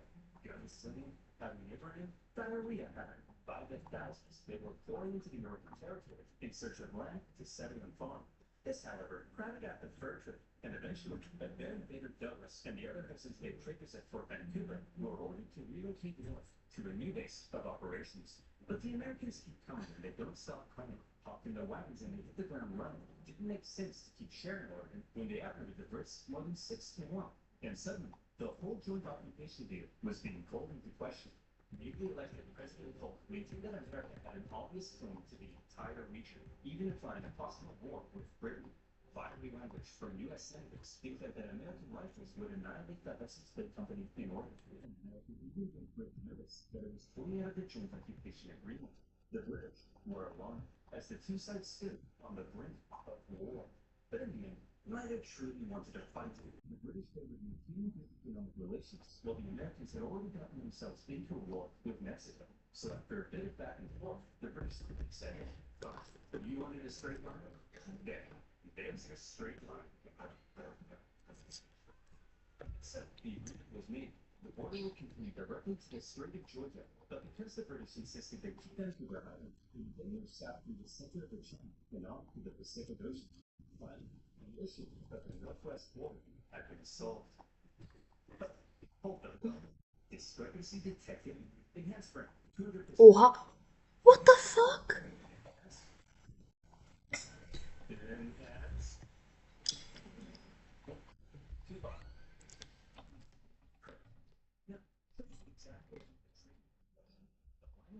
Goes to the middle of the channel, and then southern to the middle of said channel. There's loads of channels. So you tell me, dear viewer, which channel is the tree referring to? And therefore, is the tree maybe a little too big? Well, that's exactly the problem encountered by the people with that area. The British insisted that the channel intended by the treaty was the Rosario Strait, and therefore the islands were British. The Americans, on the other hand, argued that the intended channel was the Harrow Strait, and therefore the islands were American. At times, the debate became rather heated. Even the individuals who negotiated and signed the treaty at times didn't seem entirely sure which channel the treaty meant, and representatives from the Hudson's Bay Company begged them to make it clearer. But thousands of miles away, the people in power simply had more to worry about than some tiny islands in the middle of nowhere.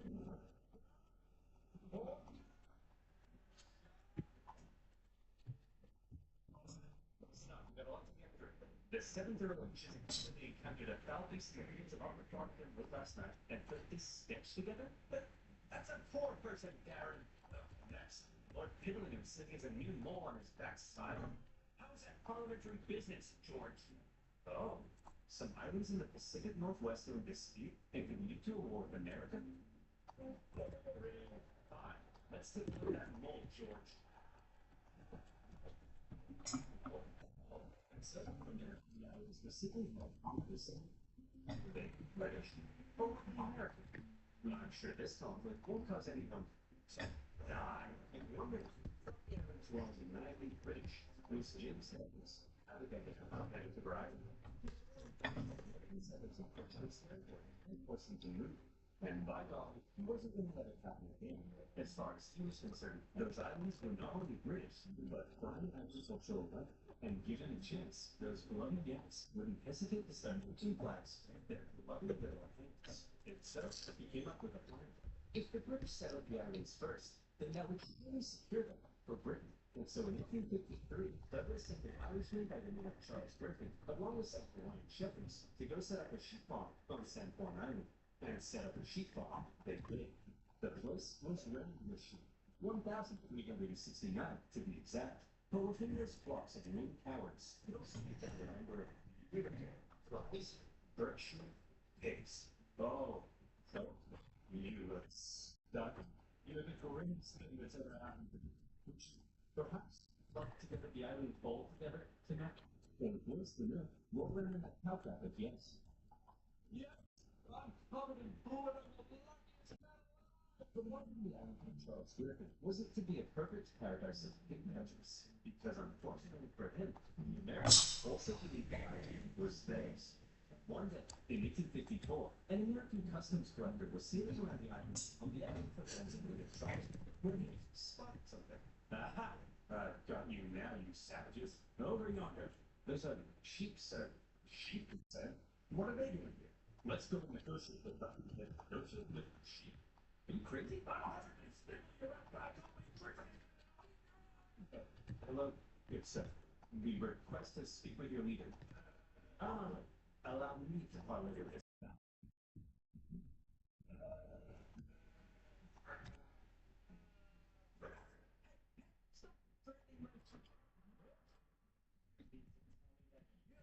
British subjects have illegally imported these sheep into American territory? I'll tell you that you, the Americans, are currently trespassing on British territory.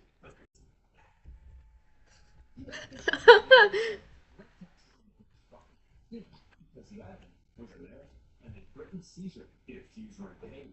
The British, meanwhile, threatened to arrest the Americans, even because the island was British, and the two sides were in a standoff. To give Charles Griffin the legal power to legal the American trespassers, Douglas said, "Hey, put on this wig. Your Majesty." And sir, Griffin looked along his Hawaiian shepherds and said, "Hey, everything is possible. Put on this badge." The British then went off to arrest the U.S. Customs Inspector, but being an American, he emerged from his pit with 4 pistols and a giant knife, so the Brits had to back down. Eventually, raised by Northern Star, the U.S. officer from the island, but the Americans weren't done yet. But this was from nearby Whitcomb County in Washington Territory, where Indiana threatened their jurisdiction. The Soviet was trying to make the British pay up once and for all. They sent on Sheriff Barnes to go confront Charles Griffin. Hey, you owe us that. $80.33 for this farm stuff you got there. Oh, I see. So that's how it's done. That's how it's going to be, is it? That's the way in which things are. That be how it is it? Will it be how that is? That be the way in which things be the way they are, is it? So the sheriff and other county officials felt they were now anything of us to seize and auction off Griffin's sheep in order to recoup lost taxes. And who would they auction these prized breeding rams off to? But themselves. Then, in a pretty chaotic scene, they got to tie the rams to their boats. And when Charles Griffin came on to rescue his kidnapped sheep, being Americans, they pulled our toes on it. And he had to. In all, Charles Griffin lost 34 breeding rams. And he was furious.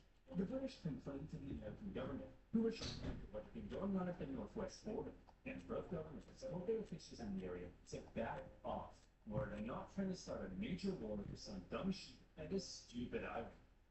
But also the islands are definitely ours, under no circumstances let the other side happen. Both governments agreed to set up yet another boundary commission to decide which channel was the correct border. But it often devolved into technical problems. The British just like this. We could draw the border through this middle channel, something like this. But that would be a fair compromise that protects the interests of both parties. And then, you know what? And then we have to the sheep ring. James Douglas, still stationed at Fort Victoria, became even more cautious of American intentions to take his territory. Mr. Douglas, it appears an Indian has discovered gold in the Fraser Canyon, just north of here. Your voice down. You can't just there's all the Americans here in territory here will be infested with them.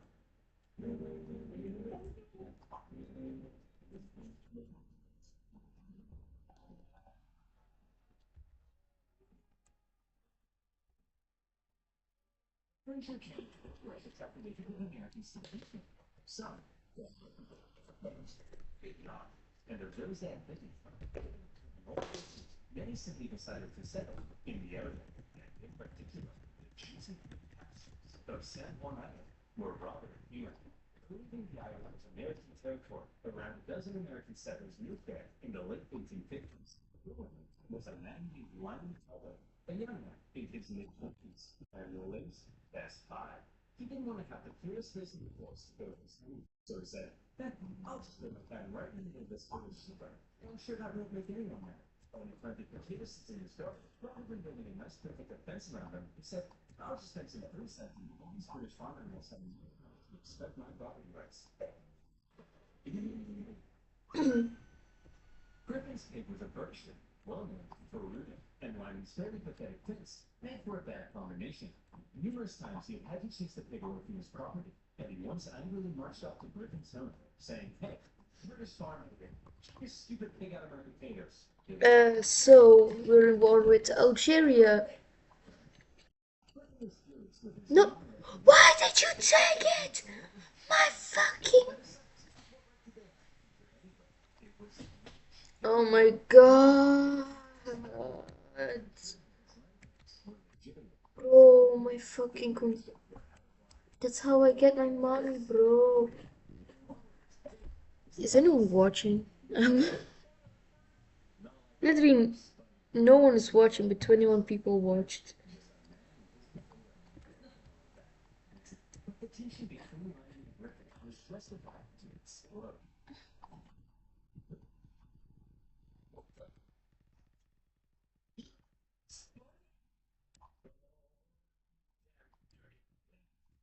That's the final straw. Who is corrupt, brother? No one's corrupt my population, holy. You are all scumbags, you know that? That's foul! Anti-corruption, what do you want more? I don't have a chief judge. For God's sake, bro. Oh wait, I'm making so much. So he went to him and said, look, I kind of just killed your pig. It was eating my potatoes again. Okay, it's 3. Alright, oh. Killed your pig. Killed your pig.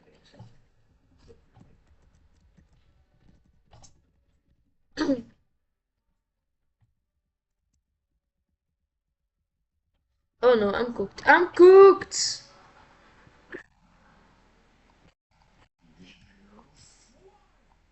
No, the smartest one killed. I'm fine.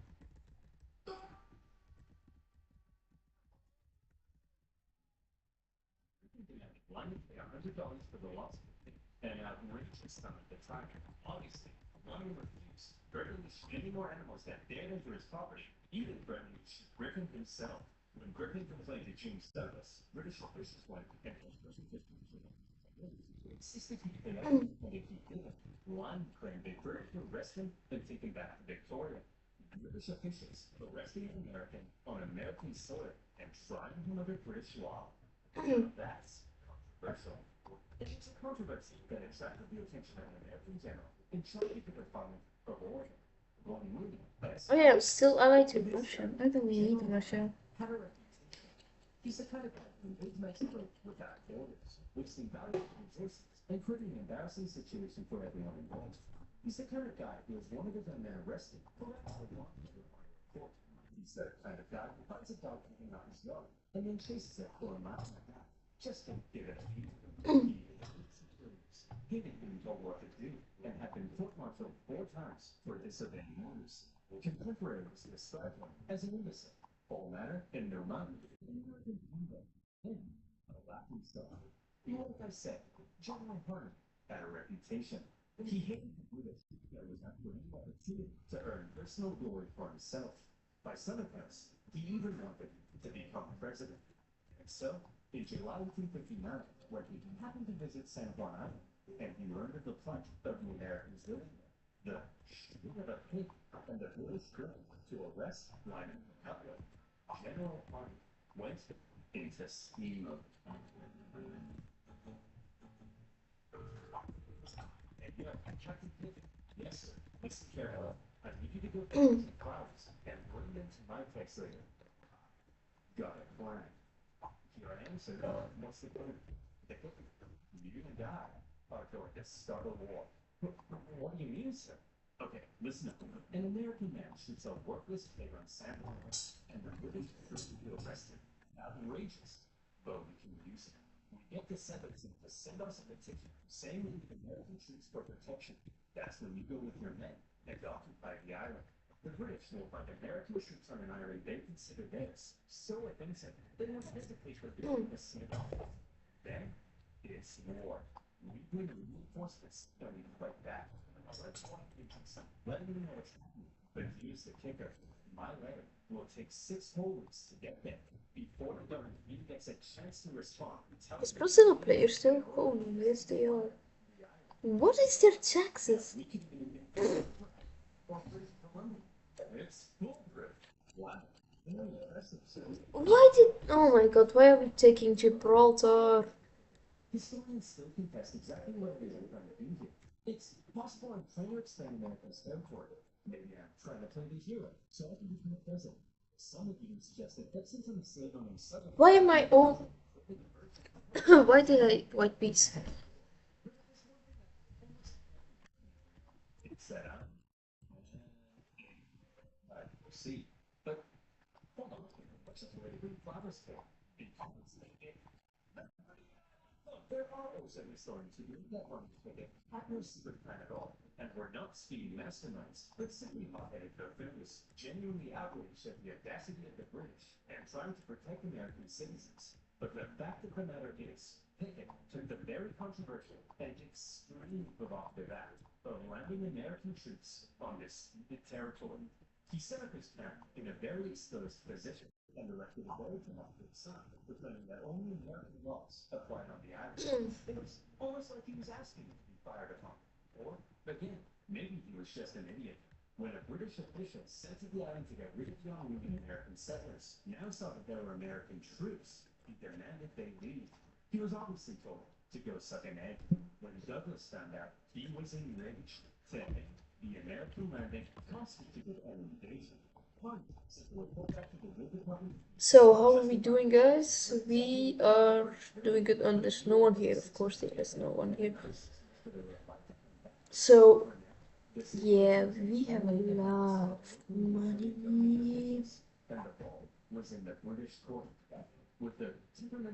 A lot of fucking money. I mean, like, money, money, money. Over the shooting of a pig. Well, if Walner would have had his way, it's entirely possible they would. James Douglas. Oh, there goes Algeria. We won. During the gold rush, now they decided that he had had it. It was time to test to the Lord's beginning.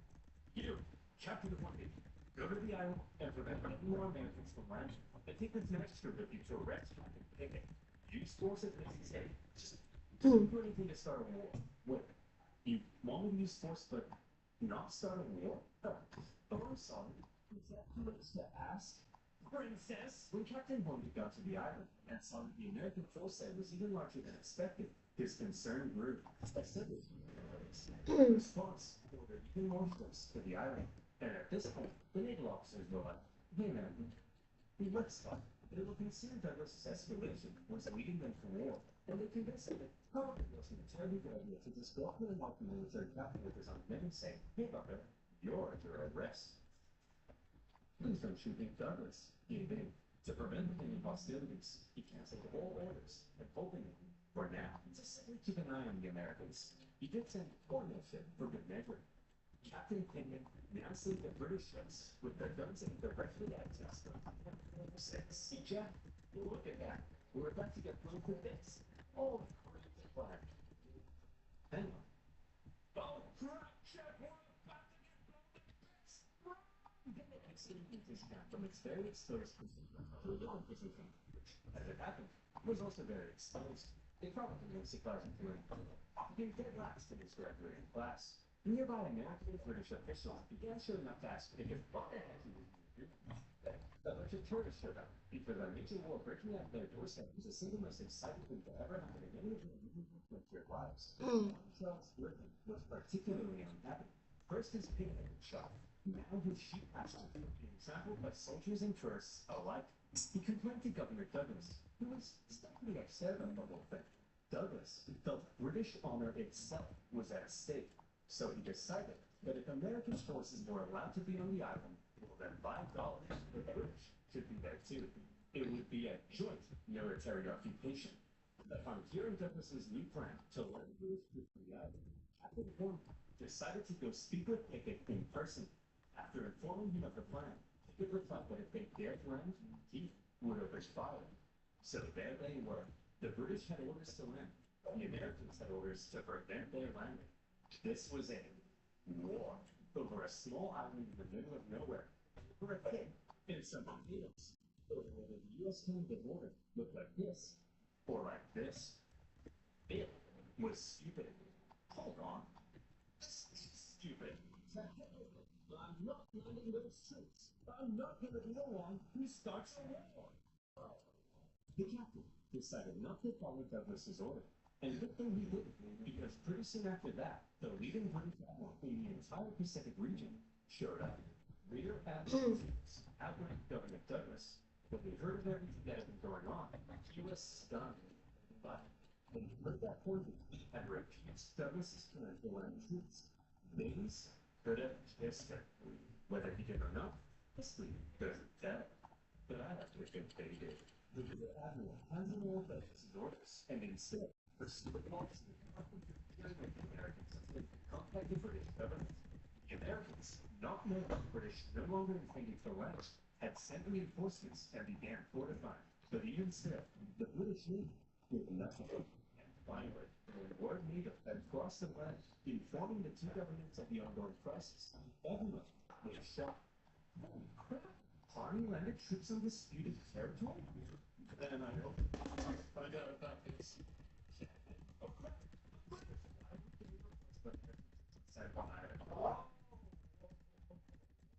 I don't know, man. Nothing to do with me. But you're the president. What? Am I the president? Yes, sir. And hey, you got it wrong. It looks like the southern states are considering seceding, and we're headed for the biggest crisis in the history of the nation. And it's your job to fix it, sir. Sir? Oh no. Go away. Not the curtain again, Mr. President. Back in the Pacific Northwest, Harney was beginning to realize the government may not be totally impressed with his reckless actions, so he began firing off even more aggressive letters justifying what he had done. Tell them the British were sending bands of agents to attack our men, and that the big news was cold for hearts, and that they made me cry like a little girl. No, that doesn't sound weak. They made me cry like a girl. Yeah, that's it. When the president received one of his new letters, his anxiety only grew stronger. Oh, crap. Hey, General Scott. Let this go away. Leave it to me, you said. General Winfield Scott was the commanding general of the entire U.S. Army. One of his negotiation skills was better than the Mexican-American War, during which time he had to deal with General Harney's idiocy and insubordination, and he watched his army get a little bit of thanks to his friends in high places. Except to say that Scott really did not like General Harney. By then, General Scott was wrapped with gout, and he was so big he had to be hoisted on a ship in a basket. Nevertheless, he began the long journey to the Pacific Northwest. Okay, everyone, get over here. Will somebody please tell me what the heck is going on? I'll tell you, General. It all started on one fateful day last summer. Stone? All right, you damn dirty pig. That's the blood. You can get away from me. Oh, look at that thing. Nowhere left to run, eh? I'm gonna enjoy this.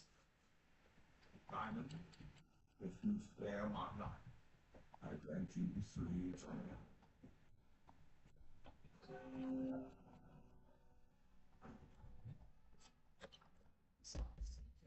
Wasn't even on his property. Shot liar. He's lying to you, General. I'll tell you what really happened. The police is after you. Here at my humble farm, it's just me and my beloved potatoes. I'm so happy. Stay, right? Them some nice bugs we got there. Would be a shame if somebody. No, not again. Please, leave my potatoes alone. Yeah, I'm gonna eat them, Ryan. Now, Ian. And then I'm gonna eat you. So go ahead, punk. Make my day. Shoot me. Shoot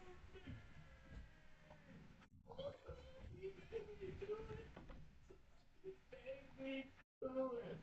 So you're telling me you guys even started a war with the strongest naval power in the world over the shooting of a pig?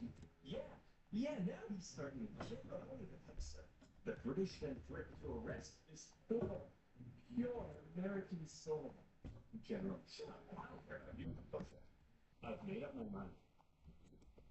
You're an idiot. You're an idiot. You're an idiot. You're an idiot. You're an idiot. You guys are wrong.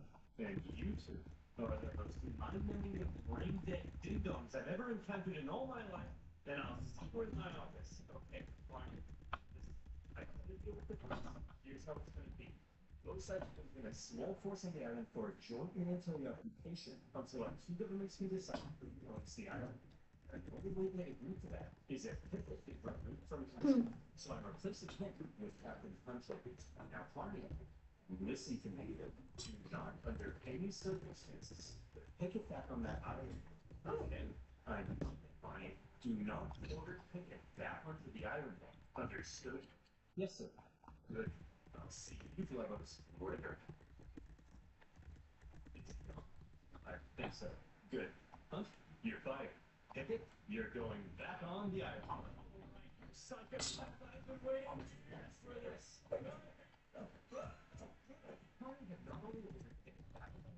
But it's the problem. You can notify the British that it did not recognize the joint occupation ceremony, while everyone else had decided on peace. Party appeared to still be threatening war. Needless to say, the furious Winfield Scott soon removed him from command and sent him elsewhere. In his absence, the joint occupation went ahead, and the troops actually got along Bro! quite well. Benna! The July celebrations at the American camp. Well, the Americans visited the British for his birthday. People became good friends with his British counterpart, or it's thanks largely to the level-headed actions of the Royal Navy and General Winfield Scott. Of course, the islands were still in dispute, and the question of who exactly owned them still had to be answered. That answer because while Stonewall was at base, the nation was tearing itself apart. When Civil War broke out in 1861, the issue of San Juan just wasn't that important. Despite being a Southerner into the U.S. Army, but was eventually removed from command at St. Louis when his loyalty to the Union came under suspicion. More famously, Captain Pickett, a native Virginian, went on to become a brigadier general. Pickett's charge at the Battle of Gettysburg remains one of the most famous moments of the entire war, and the major turning point. U.S. relations with Britain actually soured during the war. The British, missing their supply of southern cotton, initially looked like they may intervene on the side of the Confederacy. There was the triple threat when Confederate diplomats were discovered and arrested on a British mail steamer, and then British built ships sunk with the Confederacy that wreaked havoc on northern commerce. When the Civil War ended, furious American politicians called on the British to pay reparations. And yes, on that list remained, 12 years later, still the issue of who owned these gone islands. which finally agreed, would be submitted to international arbitration. The Empire, though assured, aside, with the British and Americans presenting arguments, the American order was reportedly predicted with a little more pizzazz, a little more zip. Yeah, guys. Is anyone here? No. Is anyone here right now? Oh, yes, I'm so no one's here. For God's sake, bro. November 1872, the last British troops the island. As the Americans left the British, they found that the British one last time. Yeah. Sad. By this time, Charles Griffin had already left the island, and the Hudson's Bay Company eventually sold their ship. So, there you have it. A dangerous situation that almost brought two great powers to the trade by the shore of the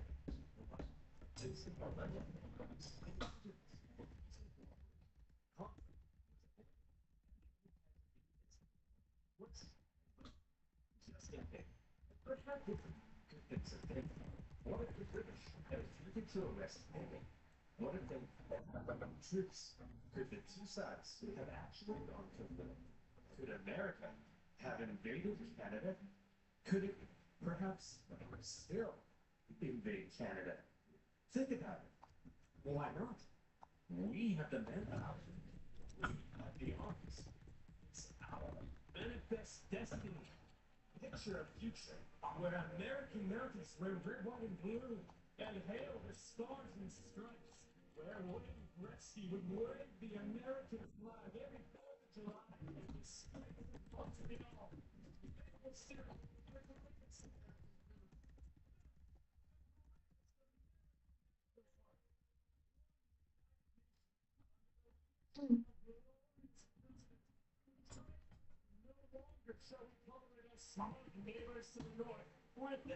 What the hell?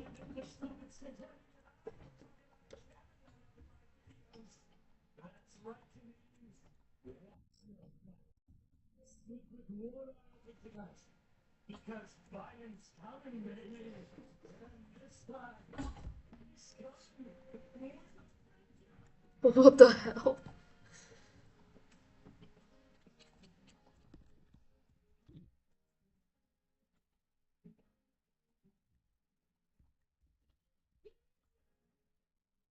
Yo, what? So simplified. Oh, you were attacking Edward's country. It's Edward country. Yes.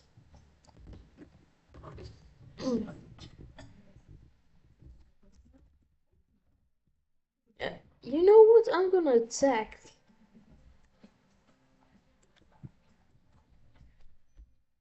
What's Switzerland doing? They're 13th. I'm above them. I'm 5th. How the fuck am I 5th, bro? Holy.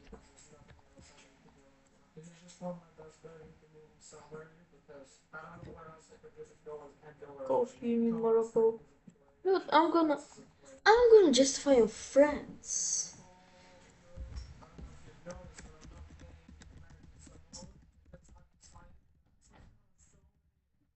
Hey, you. In the game, like, look at the card, like, the Pacific. It's like just, oh. No, Wait, someone played as. Someone played as German. Why is there. What the hell?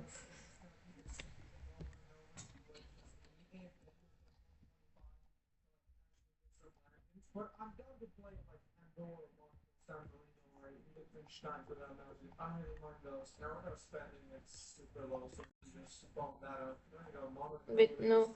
Alright, so we got something here. Let's also land into New Zealand. Australia, France, Gulf Union. If you're neutral, why are you allied to so many people?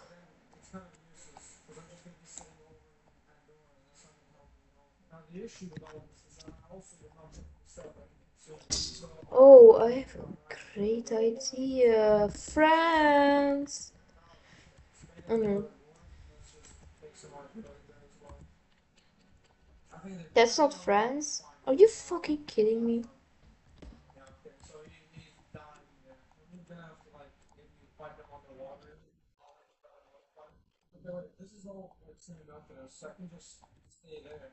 You know, I got some infection. So this group died into yeah, that's good. Russia for some reason is in France. That's not good. Let's bring this guy over here. What's Iceland been I doing? think if this Spain guy Is he still alive? He left like a while. Yeah, he left in 2020.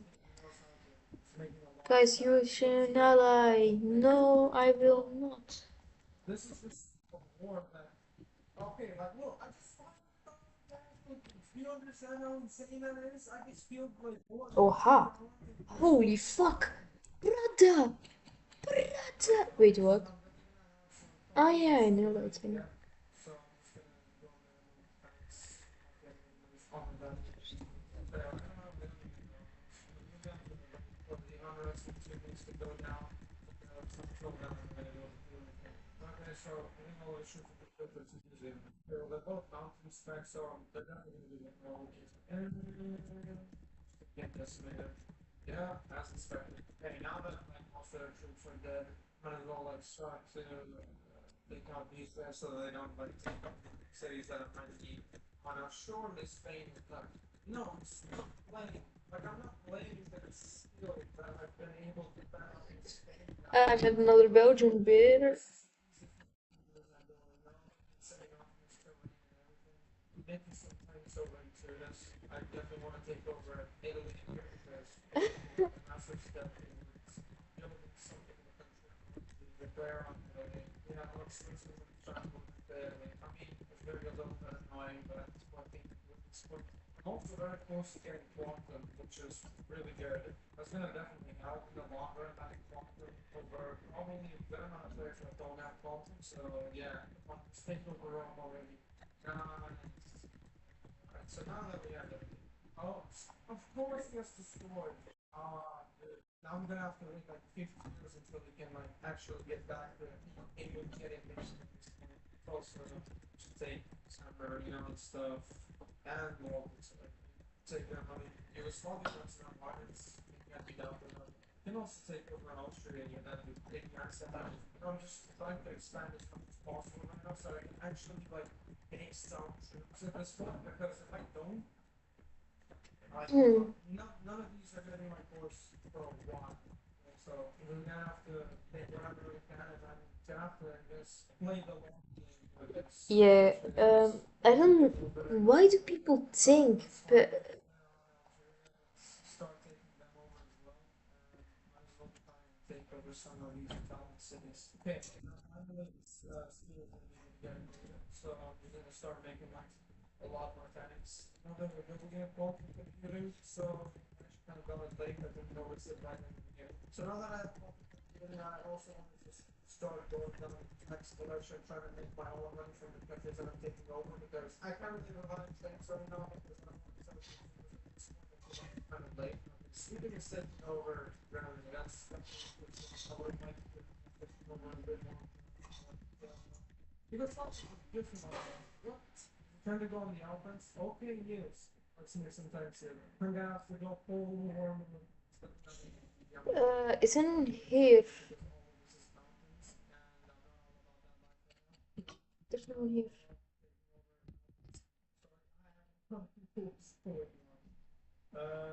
There we go. Spain is finally done, so we have that war out of the way. Hallo. Now making Hallo, is het daarom drinken? Heeft hij nog drinken? Ja, even drinken.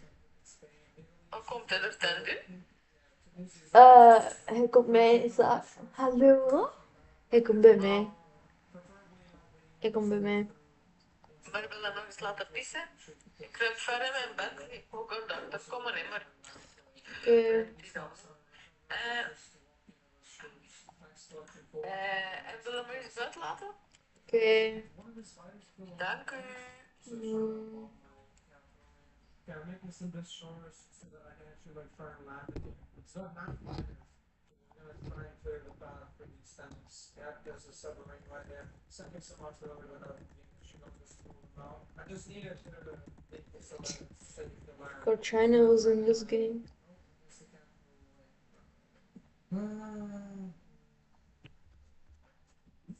also take over fence for these. There's an attacker who just got decimated. That's really good. I'm gonna move my artillery definitely. Oh wow, this players do a lot now. Listen to my theory up there. It doesn't matter if you get back and all this. Like, it's obviously gonna be a thing. It seems like prepared. Definitely more than me in this situation. It's just more and more trying to factor that on. Yeah, like he straight up has like artillery, like support range research stuff. And now Sweden just supplies something. Oh, okay. They just go for strips as well. Okay. I think Cyprus. I think just one of the two destroyers. Like, what even? That destroyer is still not dead. Like, this guy is like a full on. Yeah. Other two destroyers are actually so well. They're getting bombarded by artillery from far. This is just annoying at this point. I'm gonna like. But look, 10 million military spending. Okay, now either on the earlier, they pretty big, but they started to start there for some reason, even though they control all the time. So they're not like even though they still have a lot of that's just I don't know how many that's just 30 something. They're both oh how do you both do that? It's like 0.2 as well. Antarctica is een speel. There's nothing else I can do. I can't let this corruption get to a point where it's just okay, we're getting fast collection 5. We're definitely helping a little bit, but for that to actually kick in, I need to like develop some of my own country, and I can't really do that right now. So yeah, again, as I've been saying before, this is literally just me having to play the long game and just What have they been doing all game?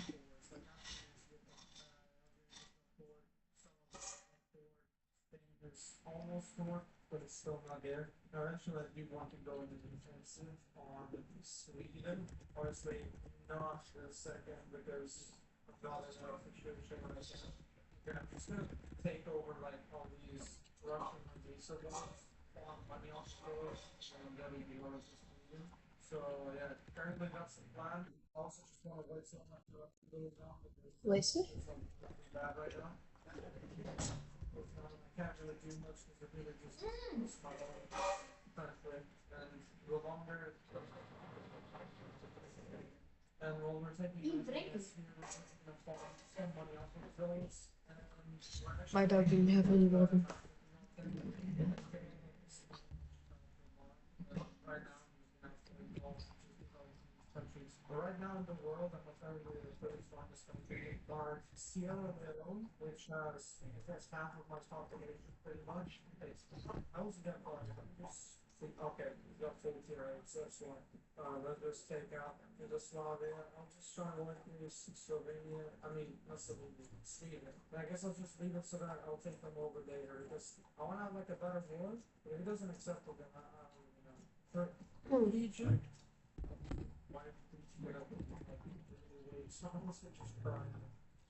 Alrighty. Oh. Why do you have so many allies? Like, holy, look at my allies. I will never betray Morocco. Morocco is my bro. Wait, I'm losing.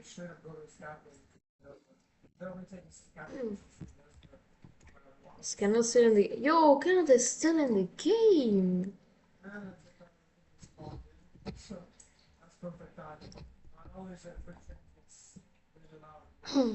Really doing his best to try to stop him from shooting us. And he's made 4-7, like 13 what?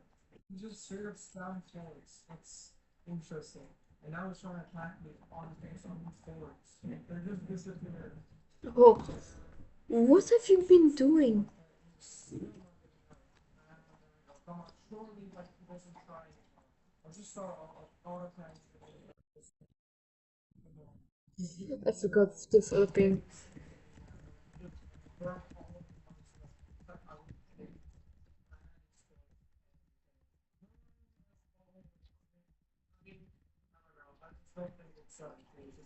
Scorch everything before you leave. Yeah, so like trying to do something, I don't know what. He's got a large navy, and I think he's gonna, of course, the second I just developed my master, he's gonna start full time. He's got an aircraft carrier, he's got battleships, like he's got a full navy. Because he's in Portugal, I'm expecting him to attack things. I think it's best if I start with some strong aircraft because it's looking a lot like he's trying to. Yeah, he's literally putting all of his speed in it. So I think I know that I'm not going to be able to challenge that navy. So I might as well focus It said the collapse of.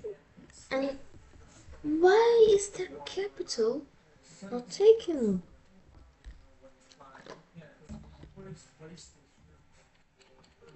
Is anyone watching? Brother, nobody is watching. You've been recording for 2 hours. What?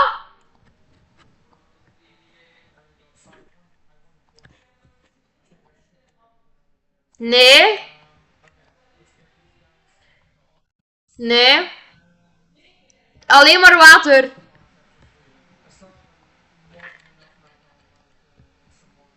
So yeah, okay. We've got like a large stack. I'm just gonna send them all over to you. Can't tell if that's a now look at what's happening there. I guess it's sort of surviving. We won in Germany, though we won in Europe, so and we're gonna put it on another point. Okay. I think getting the canal would be useful and would stop them from being able to grow their own country. It's not on no troops over here, so. Oh, I just put 3 billion from my friend. Okay, let's leave Germany. Wat? Ik weet niet, ik ben niet aan het kijken.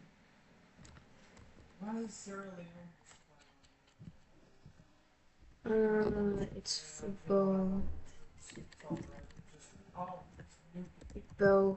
Belgian football. Come on. Stond. Ik ben tegen mezelf bezig.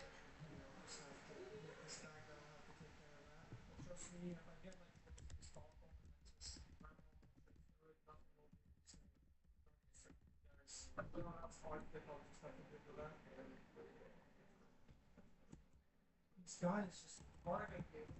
Dude, what are you?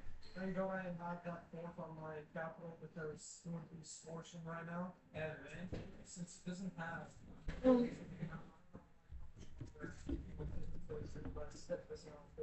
Het is nog steeds 0-0. I don't think it'll be smart for me going on severe winter, I'm just saying. Okay, it's mild winter now, I might as well just go for it. It does not have a fort. Everyone just go here to Stockholm. If we take Stockholm, we literally win. By we, I mean me, I literally win. If I take Stockholm. Then Stockholm is mine. I don't know if I can win the fourth on it, but I'm not complaining. So yeah, Swedish Empire is done.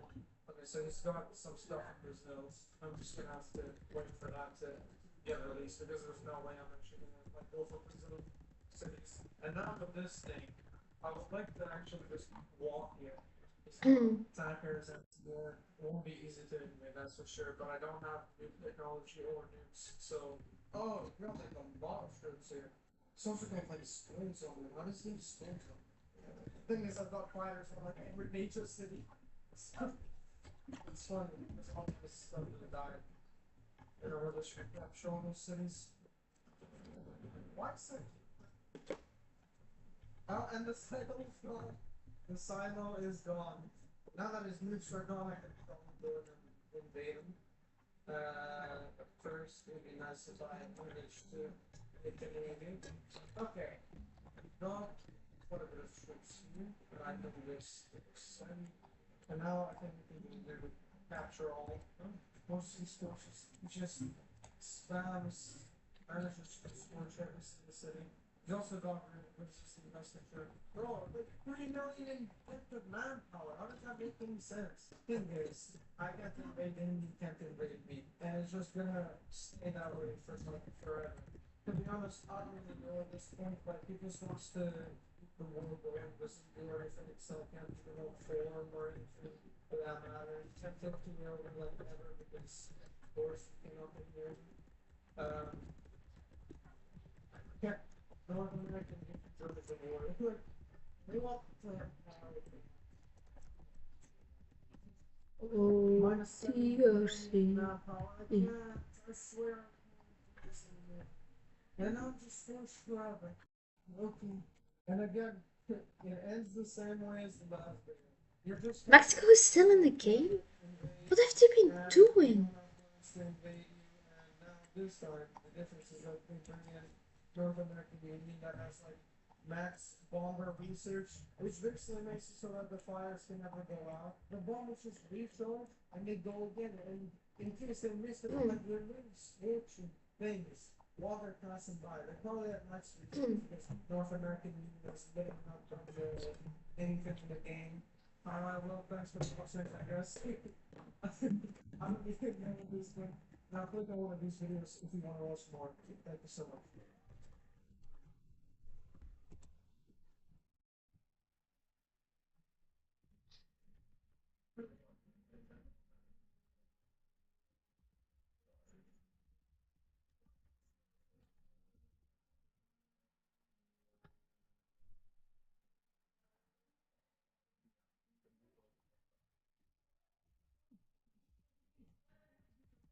Ja, oké. Oké, maar mag ik nog voetbal kijken? Hier? Oké.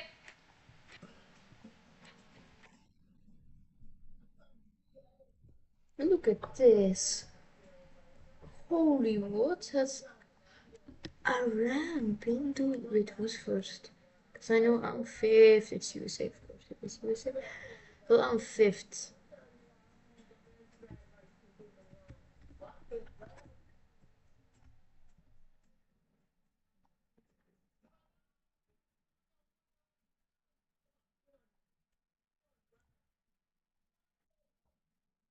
Here, go after coming. Stop! I said train for jungle. Holy God.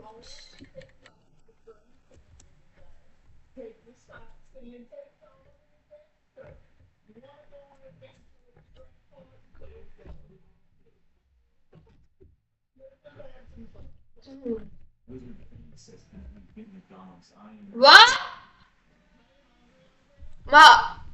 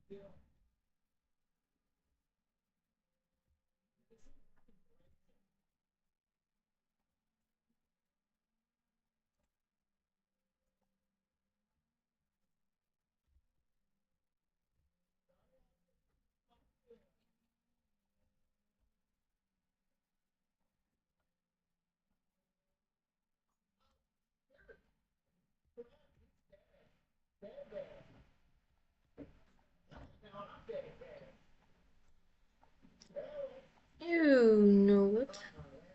Wait, I can force colors, right? Where is it? Force country color. Holy hell!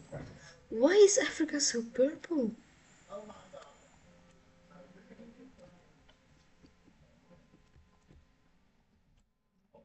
All of Africa shall be purple.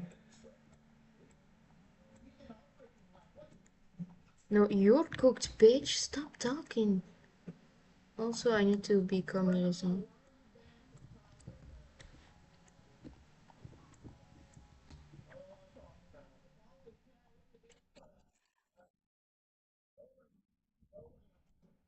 What laws? Oh.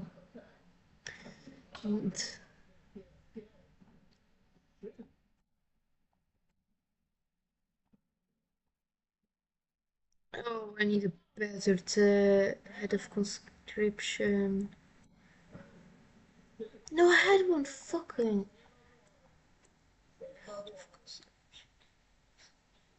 Don't let them see your weak. Never show you're dangerous. Now, is it true you worked on the Manhattan Project? I can't speak about that. Wait, I haven't achieved staff. What?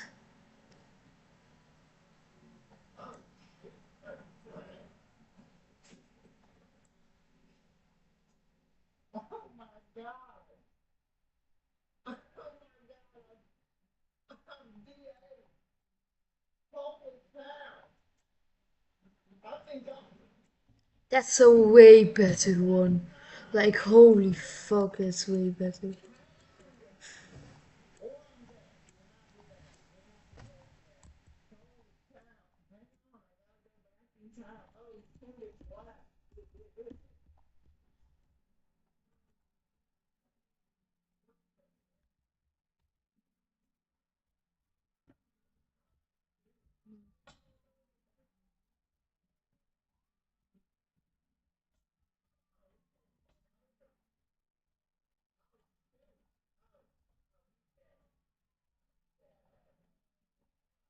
This wall up there, that 16 over. It's very smooth. I want to show you this. So this one's a, it used to have lines.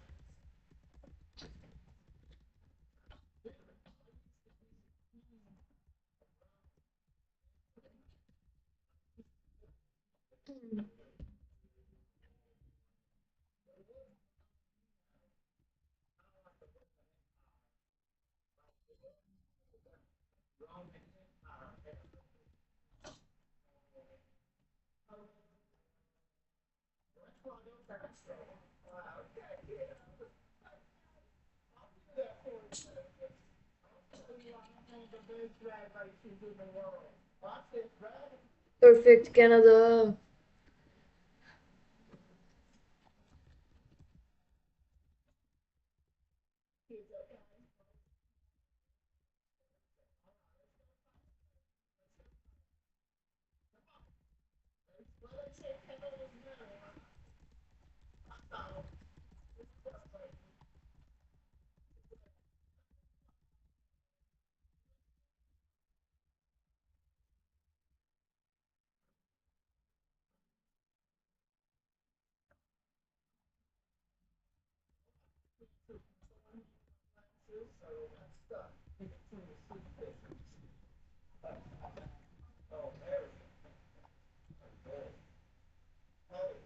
Oh, I'm okay.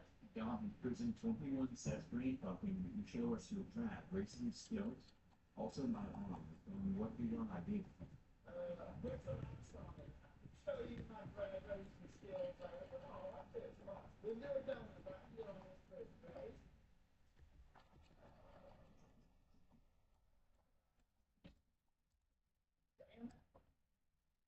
I'm sorry, kids. Don't tell your father, don't tell your uncle, don't tell your mother, don't tell. You get it? I'm excited. Okay. Really? I know the guy. So, okay.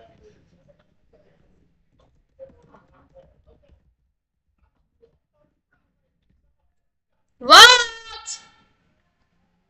Maar waarvoor? Maar.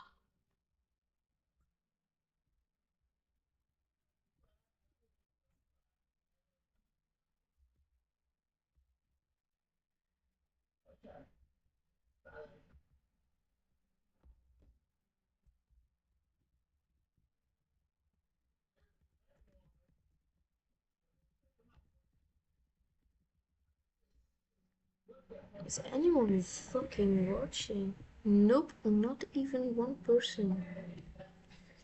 Wat? Oké. Ja, mama, ik kom.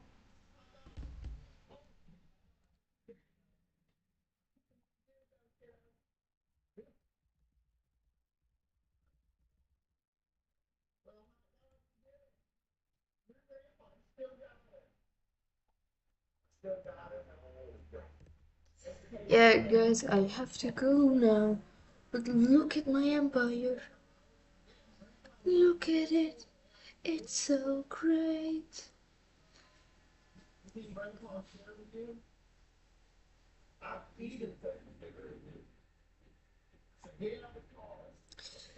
Alright, guys. See ya.